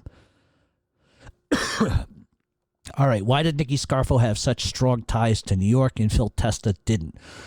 I really can't speak to Phil Testa, but what I can say is, look, Nicky was from Brooklyn, New York. He had Brooklyn roots. And I think Nicky, in contrast to, say, Phil Testa, was probably more New York than Philadelphia, to be honest with you. Everything in his mold was very similar to John Gotti, but the difference is, as far as my viewpoint is Nicky committed murder himself. Nicky wasn't afraid to kill somebody. I'm not saying that Nicky ran around killing tons of fucking people, but John Gotti didn't do that. There's a difference between doing it yourself and fucking asking 10 other people to do it. And I think that his personality was just more swayed and sort of crafted towards New York. He reminds me of Philly Attardo from The Sopranos, but just without the fucking intelligence. I also think Phil Testo was a typical South Philly guy. And I don't think that he was enamored with New York like Nicky Scarfo was. Many guys in Philadelphia aren't, to be honest. And, while there's mutual respect on all levels, I think there's a bit of that big brother, little brother kind of condensation to it. Not condensation, but condescension. There's a condescension to it. Sort of how like Johnny Sack and Phil Leotardo looked down on the Sopranos crew. I mean, it's a shame that they didn't put Philadelphia in the Sopranos, because I think that there's some valid points as to why they should have been. And I think that would have made the show better, but I just think it was a personality thing more than anything. All right, how did Luciano fit in over in Italy? Was he a powerhouse over there too, or did they just put up with him? Listen, he had power there too. He structured all the narcotics all throughout Italy with the mob over there. They had a ton of guys, and they didn't have to put up with him if they didn't want to. Believe me, if they had a problem with Luciano and he stepped sideways for any reason, they would have killed him, and it would have been no big thing. So yeah, he did carry some weight over there, but not like he did in the United States. But by the time he was in Italy, his days in the United States Cosa Nostra were over with. So I don't think it's a matter of just putting up with them. I just think that he had a brilliant mind for criminality. He had a brilliant mind for the narcotics distribution. And that's why he was what he was. He was worth a lot to them in that respect. All right, did Philly and Eddie do business with Donald Trump, and did they hang out together at the Taj Mahal? No, and no. Any business that had to do with Donald Trump would have had to do with the construction contracts through Scarf Inc., which wouldn't have been it would have been a line, but not a direct line, so to speak, of Donald Trump calling Philly and Eddie on the phone and them comparing, which one of them has a better raccoon on their fucking head. No, I don't think so. What happened to Paul Castellano's house, the White House mansion? Believe it or not, it was not repossessed by the government. It was actually bought by an Albanian guy. I don't know what specifically the Albanian guy's background is. I think he's an accountant or something like that. That's what I heard, but that's what happened. All right.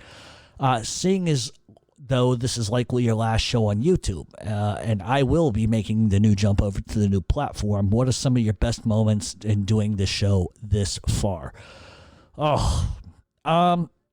I think probably the first show I ever did, because originally when this show started, this was not meant to be like a constant thing. For those that know, I was doing a hockey thing, and I'm still doing a hockey thing. But a buddy of mine had suggested that I do this. And my argument against doing this was there were certain limitations as to what I could really say. I didn't want to be into the up-to-date, this is what happened on Monday in Queens. I didn't want to do that. I thought the historical aspect of it was pretty cool, because at the time there really wasn't anybody doing it other than the documentaries and stuff that were on fucking YouTube. That was it. Nobody was doing what I was doing. Nobody. So I put one show out about the historical references, and I was wondering, not wondering, but I was worried about blowback from my family. I'll be honest with you. That was my concern. So I put the first show out, and it did really well, which is shocking to me. And I swore to God I wasn't going to do another one and done. And, a couple weeks later, I do another one, and it just sort of, like a snowball effect. So I've had a lot of different moments. I think, I still think the first show I ever did years ago was really probably the best moments. I think there's some moments I went too far. I'll agree to that. I think there's some moments I said some things that I shouldn't have, but you live and learn. But I think as the show has sort of evolved, I've gotten better at what I do. I allow my personality to show a little bit more than I used to. I mean, yeah, anybody can go, yeah, your mother's ass, and anybody, your sister's box. Anybody can say that. Oh yeah, dildo upside the head, you fucking fat fuck. Anybody can say that stuff, right? But I think allowing myself to sort of be funny about some shit sort of gives a narrative of I'm not just some fucking animal on the airwaves, so to speak. So, there's lots of evolution when you do this kind of stuff. But I think some of my most probably favorite moments are when I was taking on the Rats. Because nobody does that. Nobody. I mean, you tell me one other fucking radio show that does that. They don't. They preen to them. They put them on a fucking pedestal. They make them seem like they're fucking gods. And they're not. They're low-life, jerk-off, scumbag fucks who should have a stick of dynamite shoved up their fucking ass with a 3-inch fuse, much like the size of their pricks. So there you go.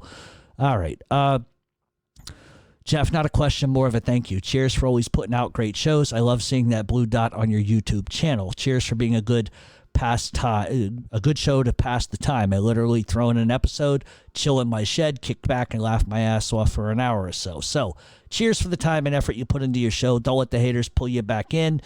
Can't wait to sign up for the new website and see how much better things get.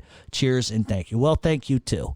Listen, I try to strive as hard as I can to bring you the most accurate information. I fuck up like everybody else does. I'm not perfect, right? But one thing I can tell you that I understand and I know better than the 99% of the people that do what I do is I understand the streets. And that you don't just listen. People will say whatever they want, right? But you can't read a book and learn about the streets. You cannot read a book and become loyal. You cannot read a book and have friends. You cannot read a book and understand all of this. This is life experience shit. Whether people want to chastise me for that and say it's not true or not, it's up to them. But the reality is that you don't understand these things unless either you were at some point around it, involved in it, or are close to it. And that's just the truth. And that's not an indication of me saying I'm a gangster or an indication of me saying I'm a street guy and all, because people will hear what I just said and they will twist it saying, oh, see, he's saying he's a street guy. Just like, I shouldn't even go here, but just like somebody sent me something with a motherfucker saying that I was telling everybody I had street credit. I never said that. What I said was, and this is how they take liberties with what you say. You can have street credit without being a gangster. Your street credit is your loyalty and your honesty and your devotion to friends. That's street credibility. You don't have to be a gangster to have street credibility. So that is a warped sense of thinking from a fucking numbnut who was a nothing and a nobody and never will be. And so that's my thing, is like when people try to distort what you say. That's why when you hear me say, listen to me very carefully, it's because these jerk-offs will turn around and manipulate what you say into saying something else. And it's what they do. And I don't give a fuck. Let them do it. Because all you're doing is bringing people to my site.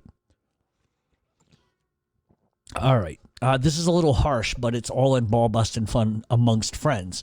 What is some of the best ball busting you hear in South Philadelphia amongst your Irish and Italian friends? You know they love to go at it with each other. My best Irish-Italian ball busting I ever heard was this. All right, and so for those who are about to hear this, I want you to understand this is what somebody is saying to me. It's not coming from my mouth, and I'm not going to say the word that was used, but I'm going to describe it. My friend is 100% Irish and from Gray's Ferries in South Philadelphia. Him and a few Italian guys were going at it. My friend, the Irish guy, killed them all with this one-liner. He said, "A dago is nothing more than the N-word turned inside out." Ha, ha, ha. Do you have any good ones? Typically, there's a lot of, but listen, in Queens, where I go, there's nothing but ball busting. Like, you should see some of the texts between me and some guys in Queens. There's a ball busting that never fucking stops. As far as South Philadelphia goes, I'm not going to get into details on who I'm talking about, but I consistently, and this isn't braggadocious, but I bust this guy's balls for being Irish, and he's not Irish. He's full Italian, So what I do is I send him Irish photos, Irish music, Irish anecdotes. I bust his balls nonstop about it, and he will retort to me. Sometimes he gives in. He says, yeah, I've been practicing my fucking Irish line dancing, right? But then sometimes he'll fire back at me, and all he has to do is say one thing to me, and he just totally cuts my legs. That's how good he is at ball busting, because what he does say to me, I'm not going to say to you, but what he does say, there is no retort for. And I give him credit. He plays along with me.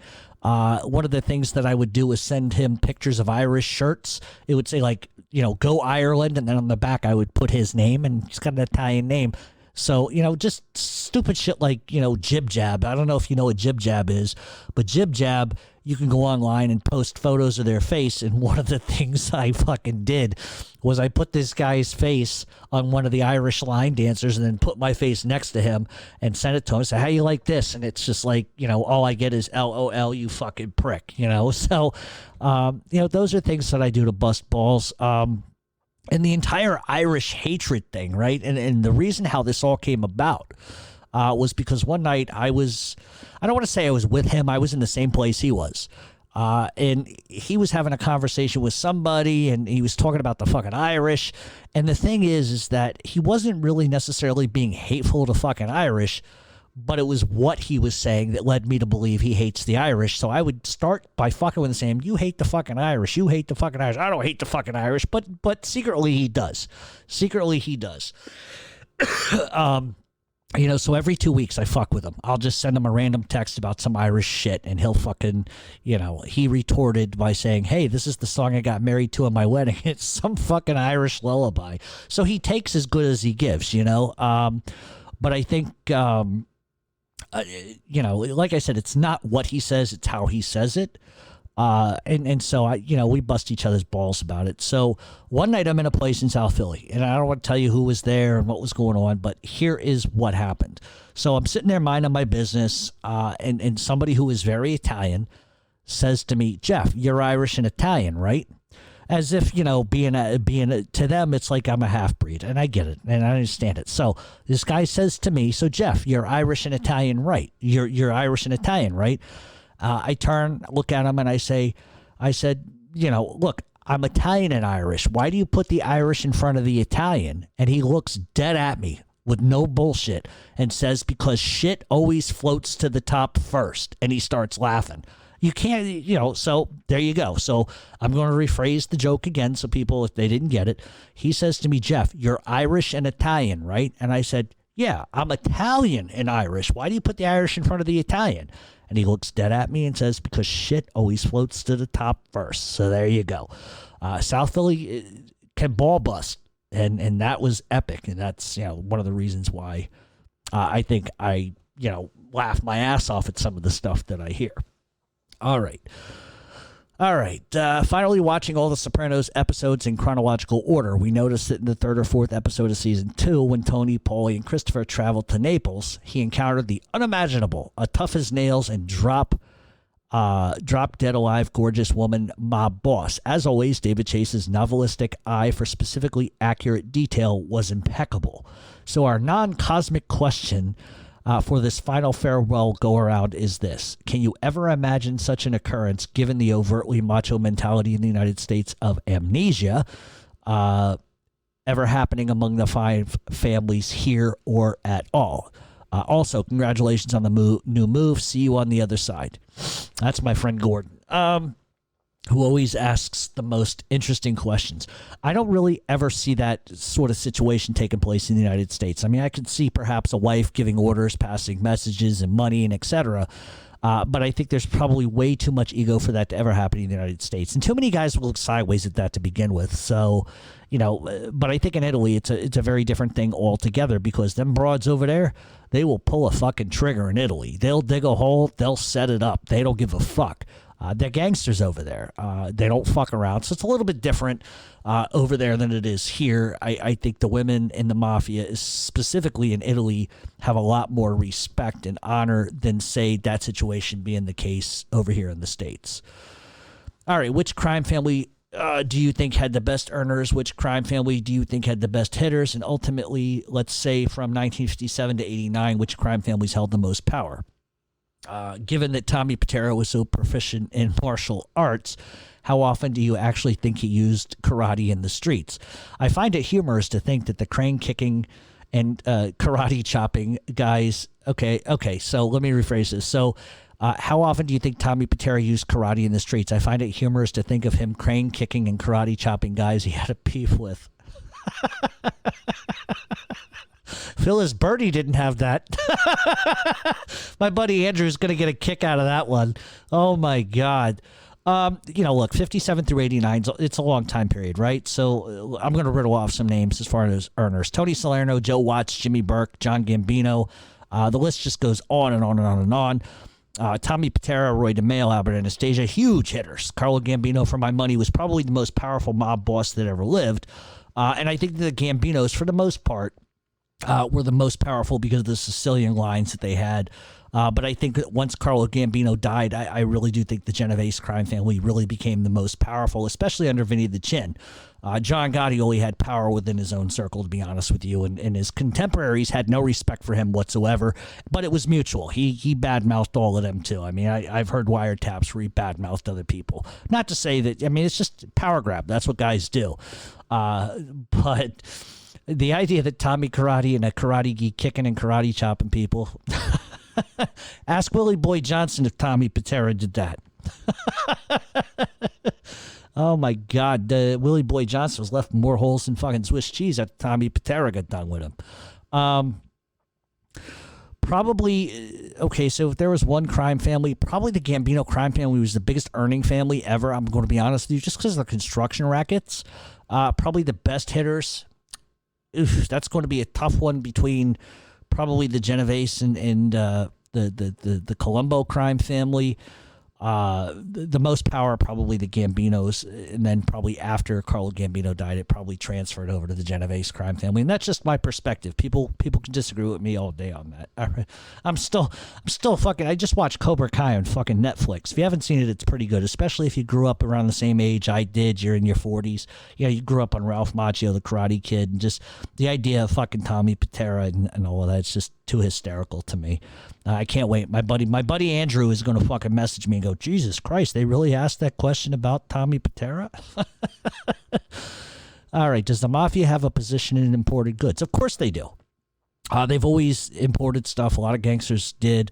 They bring in stuff from other countries, including Italy, food, wine, etc.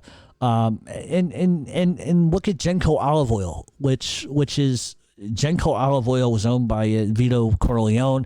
But they took that from Joe Profaci because Joe Profaci had an olive oil company as well. So they took and they borrowed stuff, and even Ciro Terranova back in the old days had olive oil and olive importation. So, yeah, that's always been a thing. Always been a thing. All right. Jeff, you were always talking about how real men should handle any beef they have with each other. You meet up like a gentleman, you hear each other out, you buy each other a drink, and you go your separate ways. Would you be willing to do that if Michael Franzese wanted to meet up with you? No. And I'm going to tell you why. The first thing is he can't admit what he did. Okay, that's number one. And I don't give two mice fucking on the end of the bar fucks about anything. Who are two mice fucking on the end of the bar? Who they bothering? And what I mean by that is what my contention with him is that he lies about a lot of shit. I mean, a lot of stuff. He's not lying about minor shit. He's lying about major shit.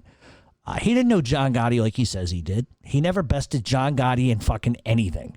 And I'm not saying that because because of Gotti's reputation. I'm saying that because it's not fucking true. Because at the end of the day, Michael Franzese never picked up a fucking pistol in his life. He never shot at anybody. He never did anything violent. Gotti was a violent guy. I'm not saying Gotti ran out and shot everybody. I'm not saying that.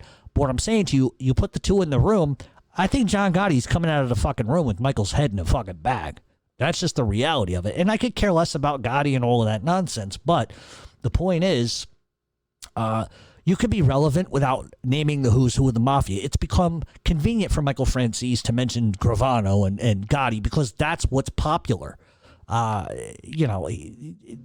at the end of the day, look, I have more respect for people who come clean about their life than somebody who looks like two cross-eyed pigeons fucking at a disco than somebody who plays like they who they are and they aren't. It's like, this is what I did, this is what happened, and I'm going to go on with my life. He has gone from Jesus to selling his Mafia stories, which the majority of the shit he says about the mob is not accurate.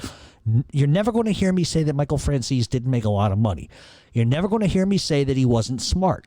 You're never going to hear me say that he wasn't who he says he was. I'm not going to ever tell you any of that. But what I am going to tell you is there's also a load of shit that comes with him.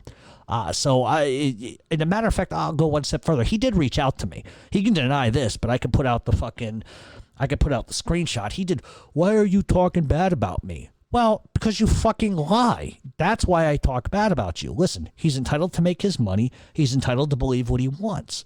But at the end of the day, and I've said it and I'll say it again, I have more respect for somebody who just says, this is who I am, than somebody who wants you to think there's somebody else. He wasn't a tough guy at all. Was he an earner? Absolutely. He changes his story on the gas tax scam. First he invented it, then he didn't. Pick your pulpit, pick your story, and stick to it. The minute you start deviating left and right, you're a fucking liar. And that's the thing. He's entitled to tell whatever stories he wants. I could care less. But I got more respect for somebody who comes clean than somebody who looks like two cross-eyed pigeons fucking at a disco.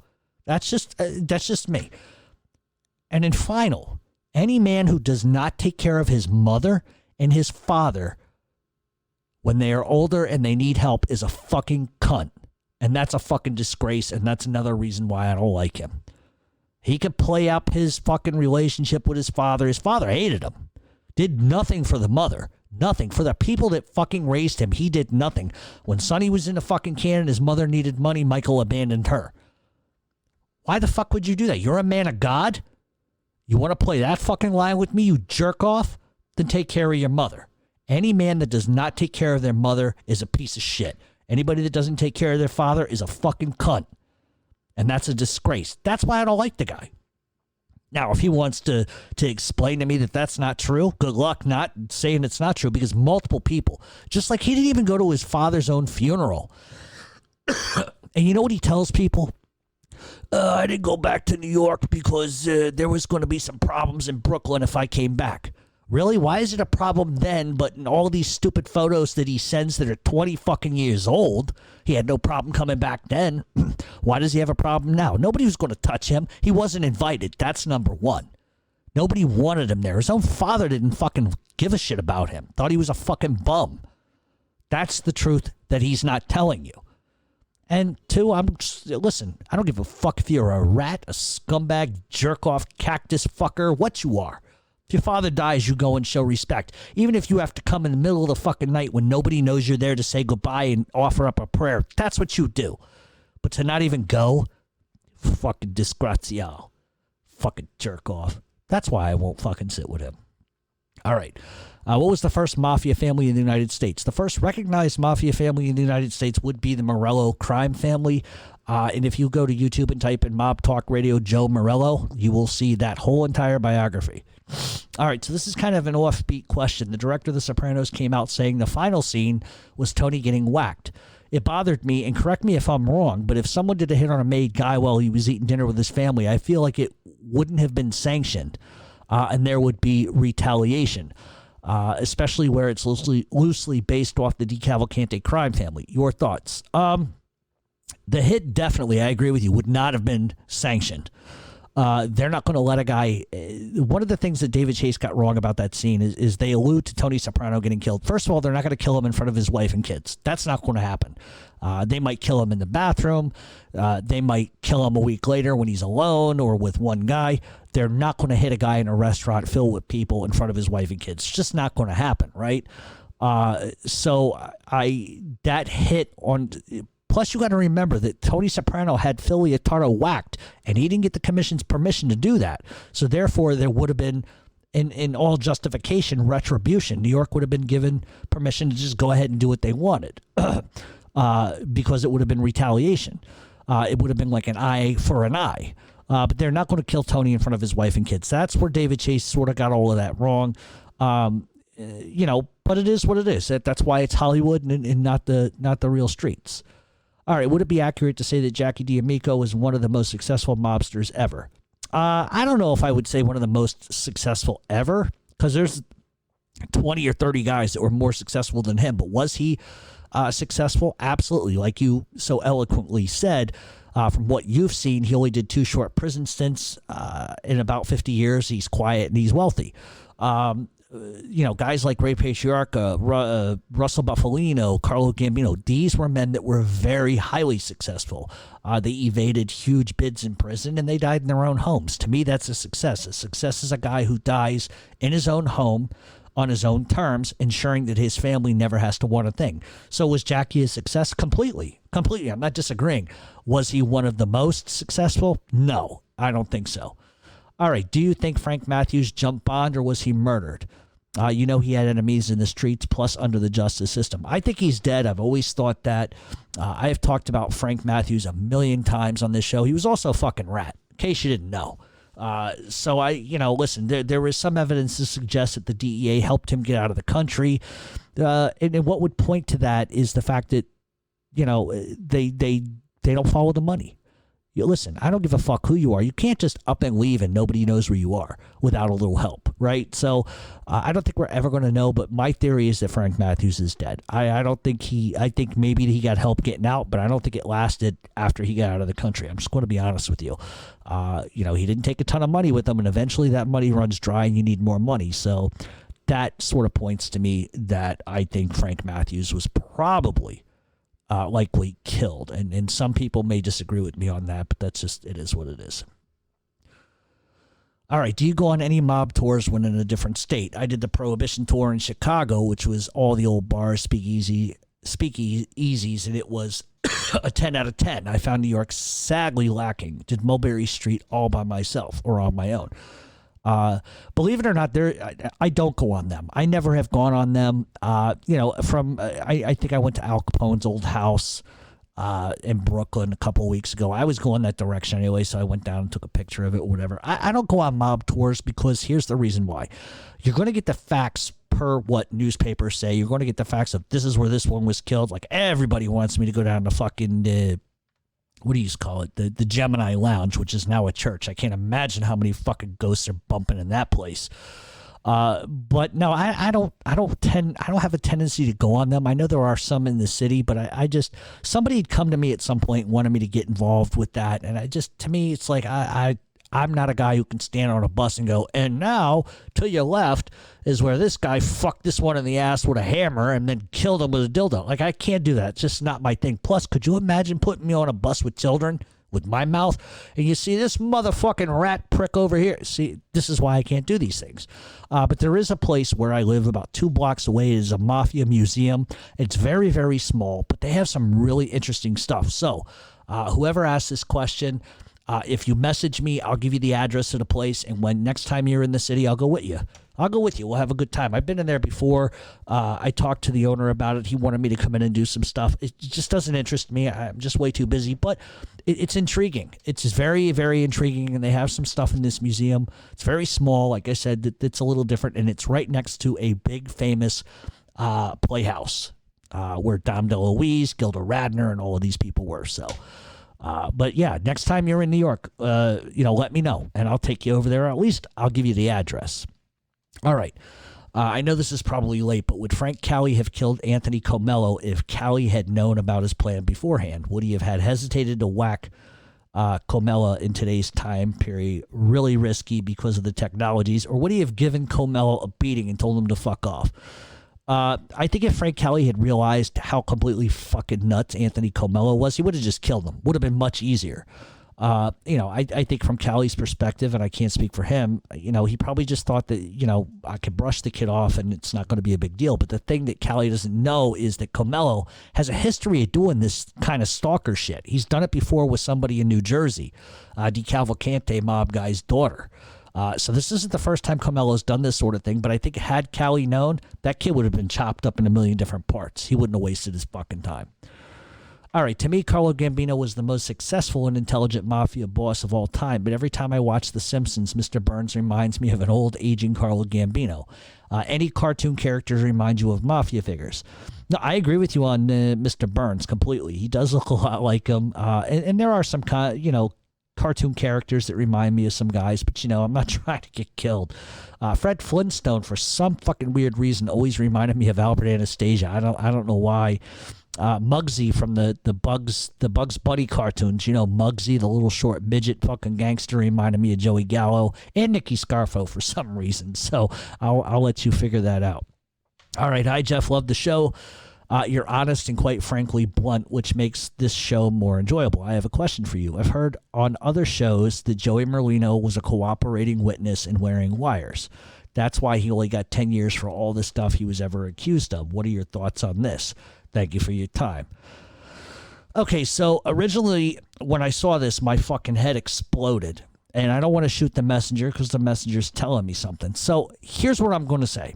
Whoever is saying that, I want their names and I want their addresses and I want proof of them saying that. Straight up, no bullshit, no nonsense. Because there's no fucking truth to that. I really would like to know who's got the balls in even saying that. Especially if it's some jerk off from Philly that's saying it.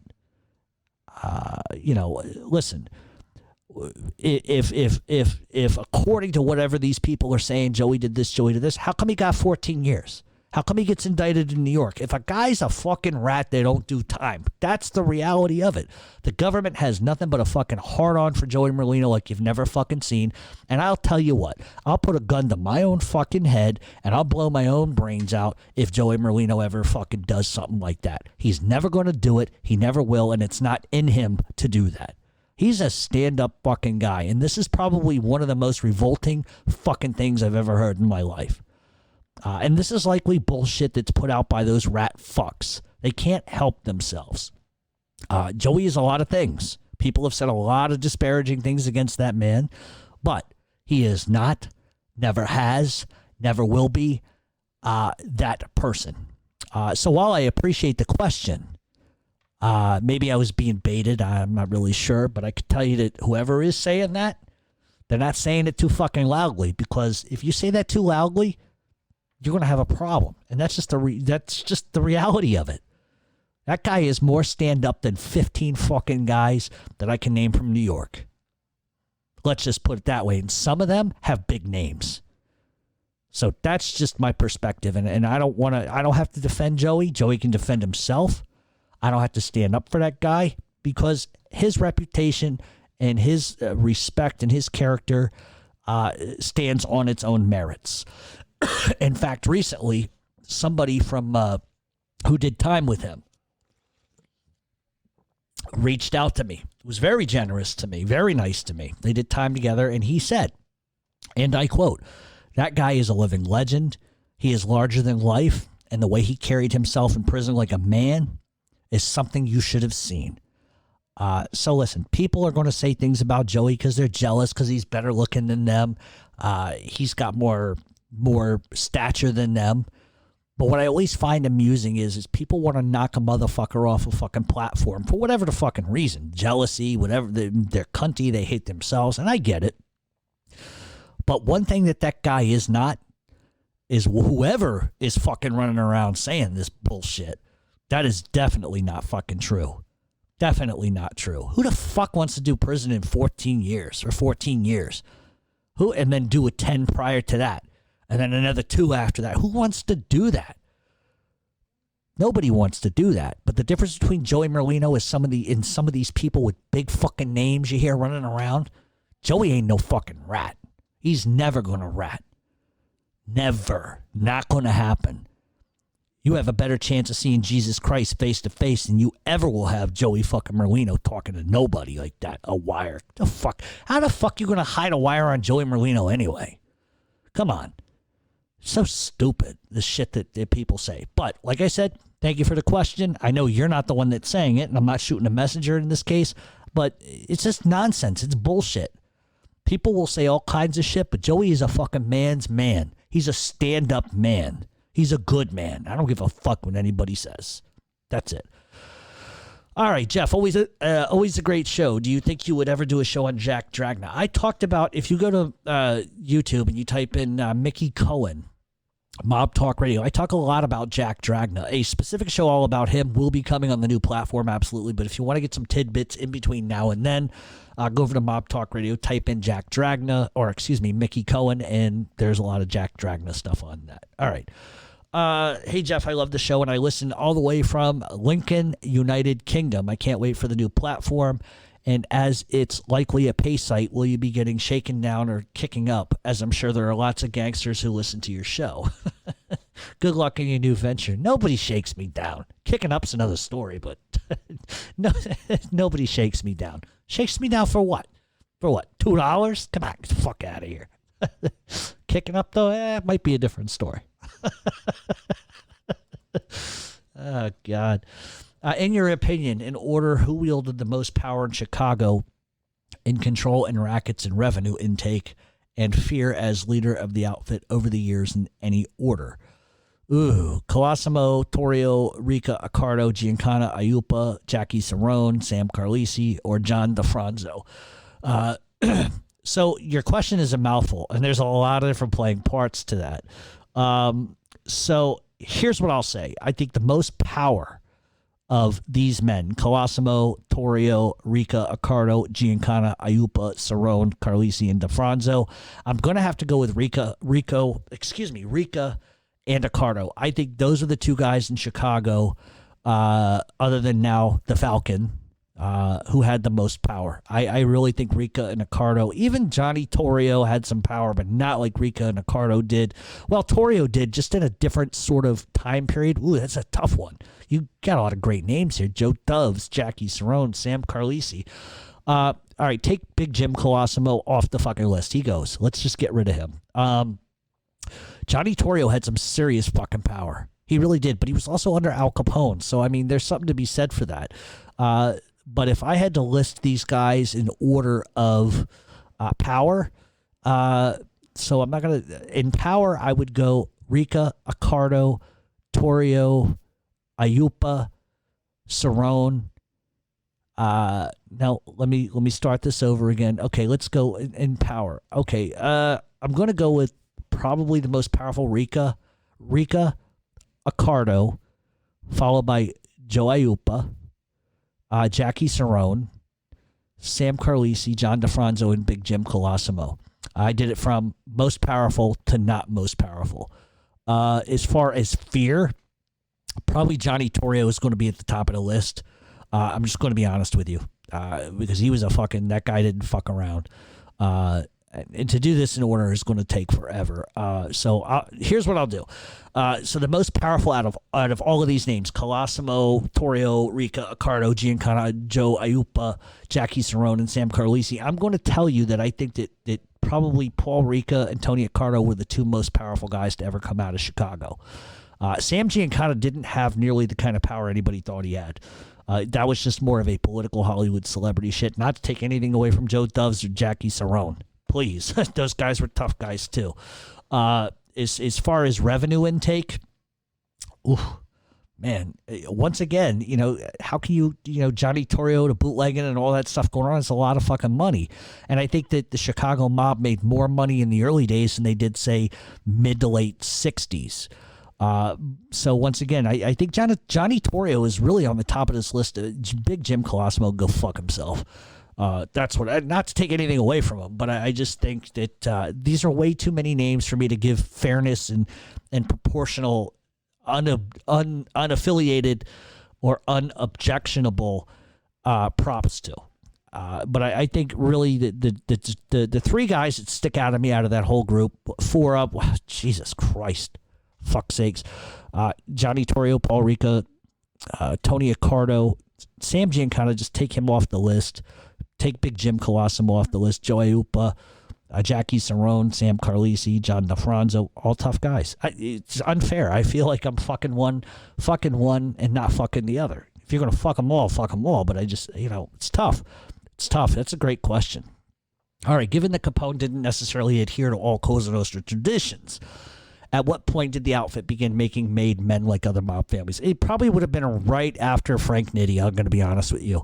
It would have been probably Paul Rica, Tony Accardo time period. That's when the transfer really probably would have taken place. I say Nitti because I think Nitti had some of those Cosa Nostra values, even though he was a fucking nut job. They still say he killed himself, which I don't know how you shoot yourself in the back of the head 5 times, suicide-wise. So that's what I think. All right, if Joe Bonanno was shelved, why did they get his okay to kill Carmine Galante? Did Bonanno still hold some type of influence over Cosa Nostra? What I think they did and why they did it was they didn't want to have retribution from Canada. Carmine Galante had his roots into Montreal, into Toronto, and he was very tight with the Rizzutos and the Catronis, well, more the Catronis than anybody. And I don't think that they wanted problems out of Canada. And the only way to sort of address that is to use Joe Bonanno sort of as a middleman in that. To be honest with you, I cannot give you a 100% reason because it's always sort of dumbfounded me that they even went to him after everything that he fucking did.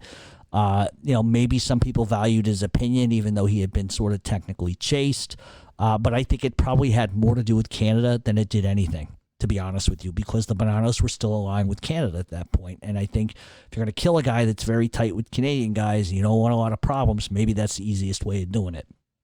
All right. How problematic would it be to set up your own mafia family with its own name? Could you be anywhere in the United States? If you tried that, I think you'd probably have some fucking problems. There are some traditions that'll never be broken, and that's one of them. What would have happened if Jimmy Burke started killing made guys? Obviously, we know about Billy Batts, but was there any others, and did he need Paul Vario's permission to do so? In certain instances, he probably would have had to get it okayed. I don't think he did. I think Jimmy Burke sort of did what he wanted to do, but Jimmy Burke also understood protocol very well. He did kill made guys. There's no way around that. He didn't fucking hesitate. But I think that anything that he sort of did that could have been sort of a dicey situation probably went through Paul Vario, but then Paul Vario would have protected him too. Don't forget, Jimmy brought in a lot of money to the Gambinos and a lot of money, to Paul Vario, to the Lucchese's. So now, once again, sometimes money can get you to a certain point where certain things are overlooked. You know what I mean? All right. If you were to do a mafia tour of America visiting famous and infamous sites of the American mafia history, what locations would you visit? Well, I'd go to Chicago. I've been to Chicago. I would go there because I think, especially, I want to see where the St. Valentine's Day Massacre happened and all of that kind of stuff. Obviously, in Canarsie, you can go out and see the fucking Gemini Lounge. There's a lot of different places, but I think that for me, Chicago is like a cool place because just there was so much that was going on. Even places like Cleveland got some interesting places. Even New Orleans. I mean, that would, there's a ton of different places. Just depends on where you want to go. But I think, bootlegging in that time period is really sort of cool to me.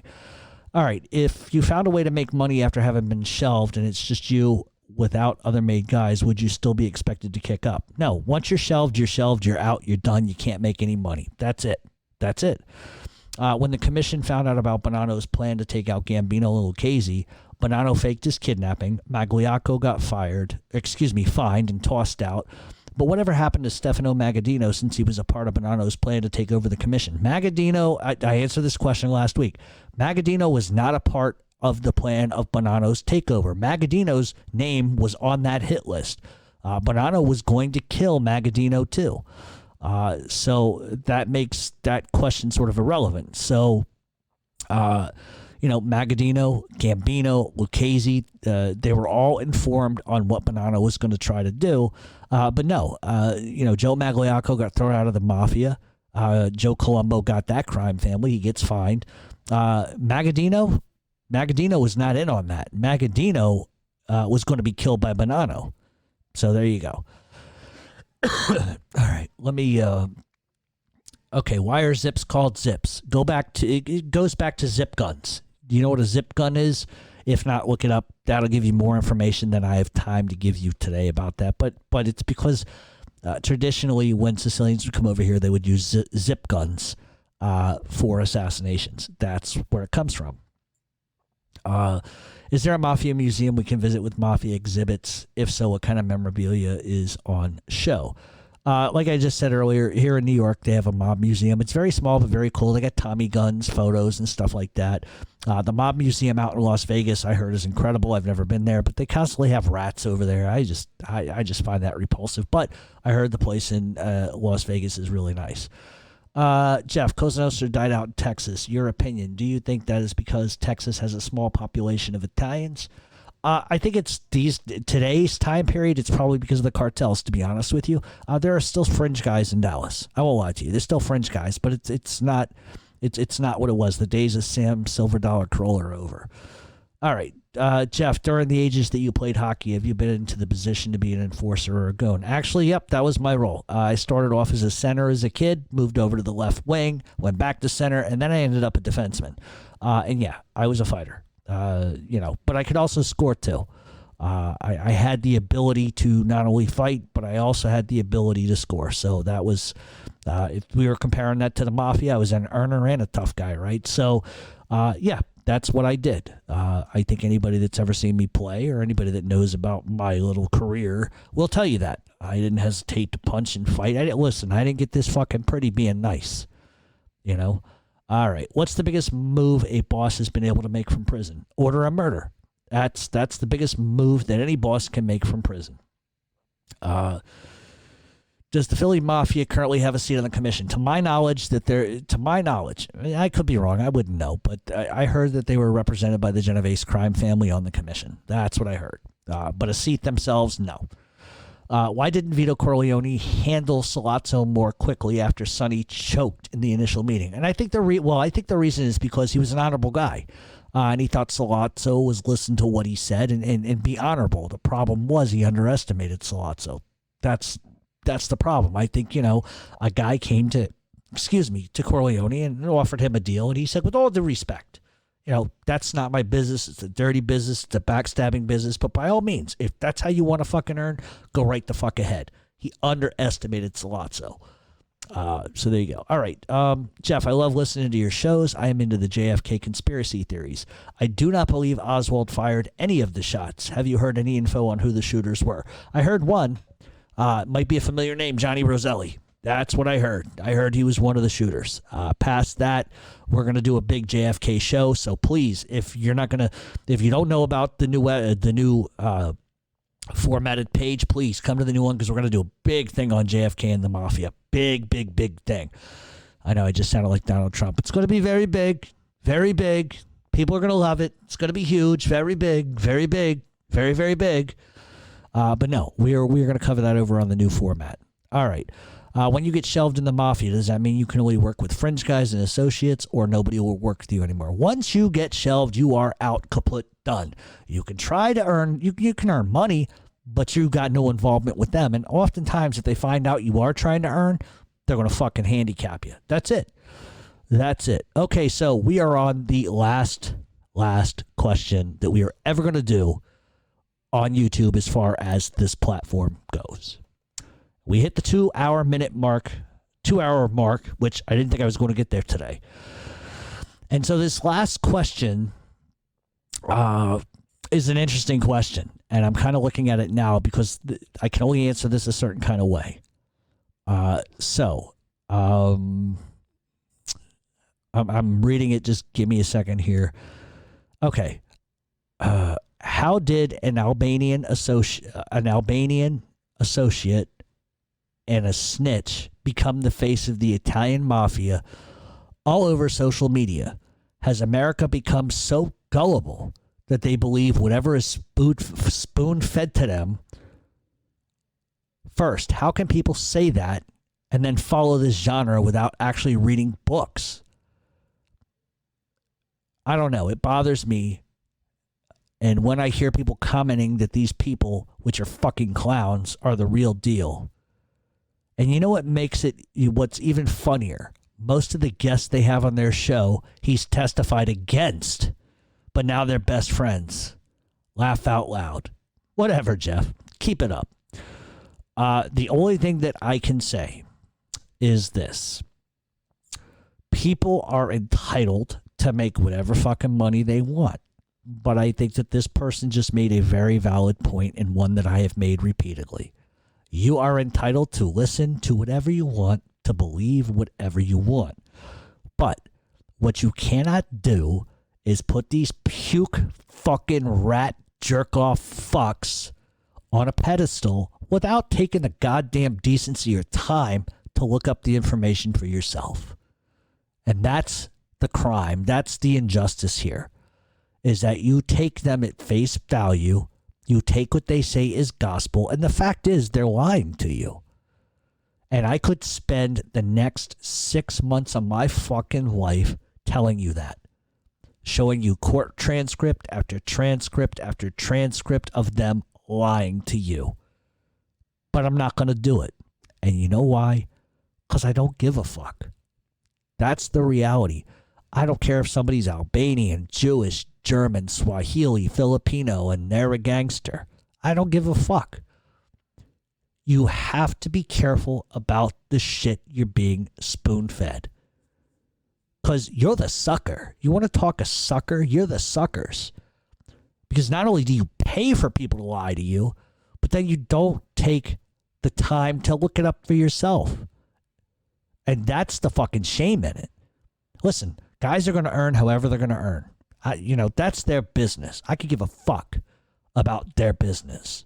But when they cannot answer a single fucking question, at least honestly or factually, then you kind of know what you're getting yourself involved in. They're no competition to me. Believe me, they're no competition for me. I got more fucking subs than they do. I got more hits than they do. I got a bigger fan base than they do. And that's fine. To each their own. People hate me. People love them. It is what it is. And I'm not here to say, oh, my shit's better than theirs. That's not the point I'm trying to make. The point I'm trying to make to you is I at least tell you the fucking truth. I at least take the fucking time to look things up. And if I'm wrong, guess what I do? I admit it. They're never going to do that. Instead, you're going to get from Monday, oh, I shot 60 people. Tuesday, we shot 180 people. To Wednesday, oh, I shot one guy. You will catch them in lies. You will catch the narrative changing weekly. And if you want to pay for that, by all means, go right ahead. If you think that they are representative of what the mafia is, you're out of your fucking minds, because they're not. They were tiny little tadpoles in a pond with big real men and real fish. They're nothing at the end of the day. They got papers and headlines because they're rats. And if you want to follow a rat, by all means, go right ahead. Nothing wrong with that, if that's what you're into.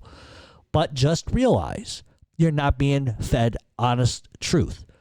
I could tell you today, and I could keep it up for 6 months, that I'm a street guy, and I've clipped this one, and I've whacked this one, and I made $1 million, and I lived in all of these houses. But in reality, I didn't. And when you call people out on that, rather than just say, well, that's his fucking opinion, let him have it, they attack you, they threaten you, they make videos about you.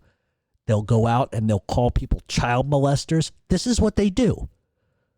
So before you sit here and you make the comment of you're reformed, why don't you knock off the fucking tiddlywinks? Why don't you knock off the fucking character assassinations? What gangster acts that way? And don't tell me you don't see it, because I know you see it. I know I see it all over the place. So while those rats are entitled to do whatever it is that they fucking want, by all means, fuck them. I don't care. This is the last time I'm ever going to talk about it. And it's going to drive them nuts because nobody else is talking about them. In fact, I'm going to go one step fucking further. They had to call the New York Daily News to get that little fucking jerk-off fuck Rubio some attention. Rubio's got all kinds of problems now because the New York Daily News, Larry McShane, fucking blasted him as being a fucking lying piece of shit all over the place. Which, Larry McShane's a piece of shit because when the trial was going on, he wouldn't cover it factually. He just picked up on the salacious nonsense of Joey Merlino did this, Joey Merlino did that. But do you know how Larry McShane even found out that Rubio said that bullshit? Because the motherfuckers that had Rubio on their show ratted him out to the fucking press. Because they wanted attention. That's what they do. That's what they've always done. That's what they always will do. And I am so glad to be done with it. And so I had to take a parting shot. Fuck them. What are they going to do? They can't get access to my show after today. They can call their lawyers, lawyer up, and do what they do, because that's what they do. They can go run to the FBI and tell them whatever they want, because that's also what they do. They rat. So at the end of the... And here's another contextual thing I want to put out there. If I say you lied, here's A, B, C, D, and E from a court transcript proving you lied, and the best you could fucking come up with is I look like a zombie, I look like this, you're gonna criticize my looks. You're a bitch. You're a coward. That's what cowards do. That's what bullies fucking do. Because they can't address you with a fact for a fact. Because they don't like facts out there, because facts make them look like what they are. Big pieces of fucking shit. Instead, they attack your family, they attack the way you look, they attack ex-girlfriends, they attack relatives, because that's all they're good at doing. That don't make you a man. It makes you a fucking coward. And if any of these pukes, and there's dozens of them, if any of them had just messaged me, which I'm not going to talk to them anyway, but if they did, and they said, hey, I didn't like what you said, your fact of A was wrong, and here's why, here's a court transcript, you got that wrong, that would be one thing. But that's not what they do. They name call you like a fucking 3-year-old. They attack your family. They make threats. Shut up, you stupid fuck. And go find something to do. You want to talk, get a job? You guys go get a fucking job instead of living off the government's fucking tit. What, did your fucking handler come over and put his boobie in your mouth? That's how you're going to get your milk for the week, you prick? You go get a fucking job. They say all this nonsense and crazy shit about everybody. They tell everybody that everybody's been molested. That's their go-to bullshit. Then they're going to make fun of the way you look, the way you dress, where you live. And the thing is, the things that they say aren't even fucking factually accurate. At least I tell you what's accurate. I call a fucking spade a spade. You don't want to be called a rat, so be it. You made your bed, you fucking lay in it. You don't want to be called a rat, you call yourselves rats. It just pisses me off, and the reason why I get so fucking animated by it is because if you want to argue a fact for a fact, that's fine, but they can't do that. They got a name call, like bullies. Pussy bullies. Because the truth of the matter is, and I swear to God this is fucking true, is they bait you. The minute they'll attack you nonstop, calling you names, making fake videos, telling everybody you're gay or you were molested. That's what they do. Or you're a rapist. They do all of this stuff because they want you to respond to them, because that's the only way they can fucking feel validated. Because believe me, if I was fucking persona non grata and I was a fucking nobody and I was a zero and didn't know anybody, didn't know anything, why fucking waste your time? You're the big mafia guy on campus. What the fuck you messing with me for? So they must be messing with me because I must know something, or I must be telling the truth. I don't know what it is, but what I can tell you is when they react by just attacking you like the playground bullshit, that's not how a man behaves. And yeah, have I said some stuff that's been fucked up? Sure, absolutely. I hold myself accountable, but I haven't sat there and said this one looks like a fucking gopher fucking a fucking boll weevil. I don't do that. I don't pick on them personally. I certainly don't attack their fucking families. That's one thing I don't do, but they do that. And you got to ask yourself, so the redemption and the redemption story that they like to fill your fucking head with. And I'm saying all of them. All of them. Actions speak louder than words, and you're the same jerk-offs you always were. Because the minute that they bait you like that and you respond, do you know what they will do? They go right to the government. He threatened me. I want him arrested. And the minute that you threaten them, you go to jail because they are a fucking government witness. That's what it is. And that's all it's ever going to be. And this is the last fucking time I'm ever going to talk about it. Because they're not worth it. I don't give a fuck about them. They don't give a fuck about me. Keep it moving forward. They can do whatever makes them feel good about themselves. Because in the reality, I say this all the time. They got to look in the mirror, and they obviously have a hard time doing it. Because why waste your time with me? What do you care what the fuck I say? If I'm nobody, I'm fucking irrelevant. I'm persona non grata. I don't got no subscribers. I don't got no listeners. I don't got no friends. I don't got this. I don't got that, that, and the third. Why are they wasting their time all over social media attacking me then? How can one guy with one voice, which is not a relevant voice according to them, bother them so much? You got to ask yourself why. So with all that being said, this is it. We're done. I wanted to thank everybody who has come along for the ride. It's been one hell of a fucking ride. And I truly hope that the majority of you, because I know I'll lose a lot of you, and that's okay. And I appreciate for those who I will lose for sticking in for 5 years. We will continue to do what we do on this show. What we will not do is address these vermin anymore, these rodents. It's not going to happen. It's over. And maybe they'll be able to put their heads on their pillow at night knowing that daddy's not going to spank them anymore. Because that's all that Jeff's been doing is spanking them like little brats for years. And it is what it is. So for those of you that are going to continue on to the new platform, the new site, I thank you. Please come. We're going to have a lot of fun. And you're going to have a lot more opportunities to be vocal. Because one of the things we are going to do is I'm going to call people that are subs on the new platform. Call them on the phone and talk to them. Why not? You want to talk to me on the phone? Even the haters. If the haters really want to have a run at me, fuck them. I'll give them the opportunity. But we'll see how that goes down the line. So for everybody that has listened, everybody who has donated, everybody who has contributed, without you, none of this is possible. None of it. I can't do a show without the 5,000, people on Facebook or the 40-some thousand on YouTube. Because the secret is that I may have 12,600, 12,500 subs on YouTube. That only accounts for 36% of my base. So I have a lot more than you think. It is what it is. And so as we move forward, I would expect probably by the 20th of October, I will announce the website address. Go to YouTube, type in Mob Talk Radio, and check out all the updates which will be coming. They'll also be over on Instagram as well.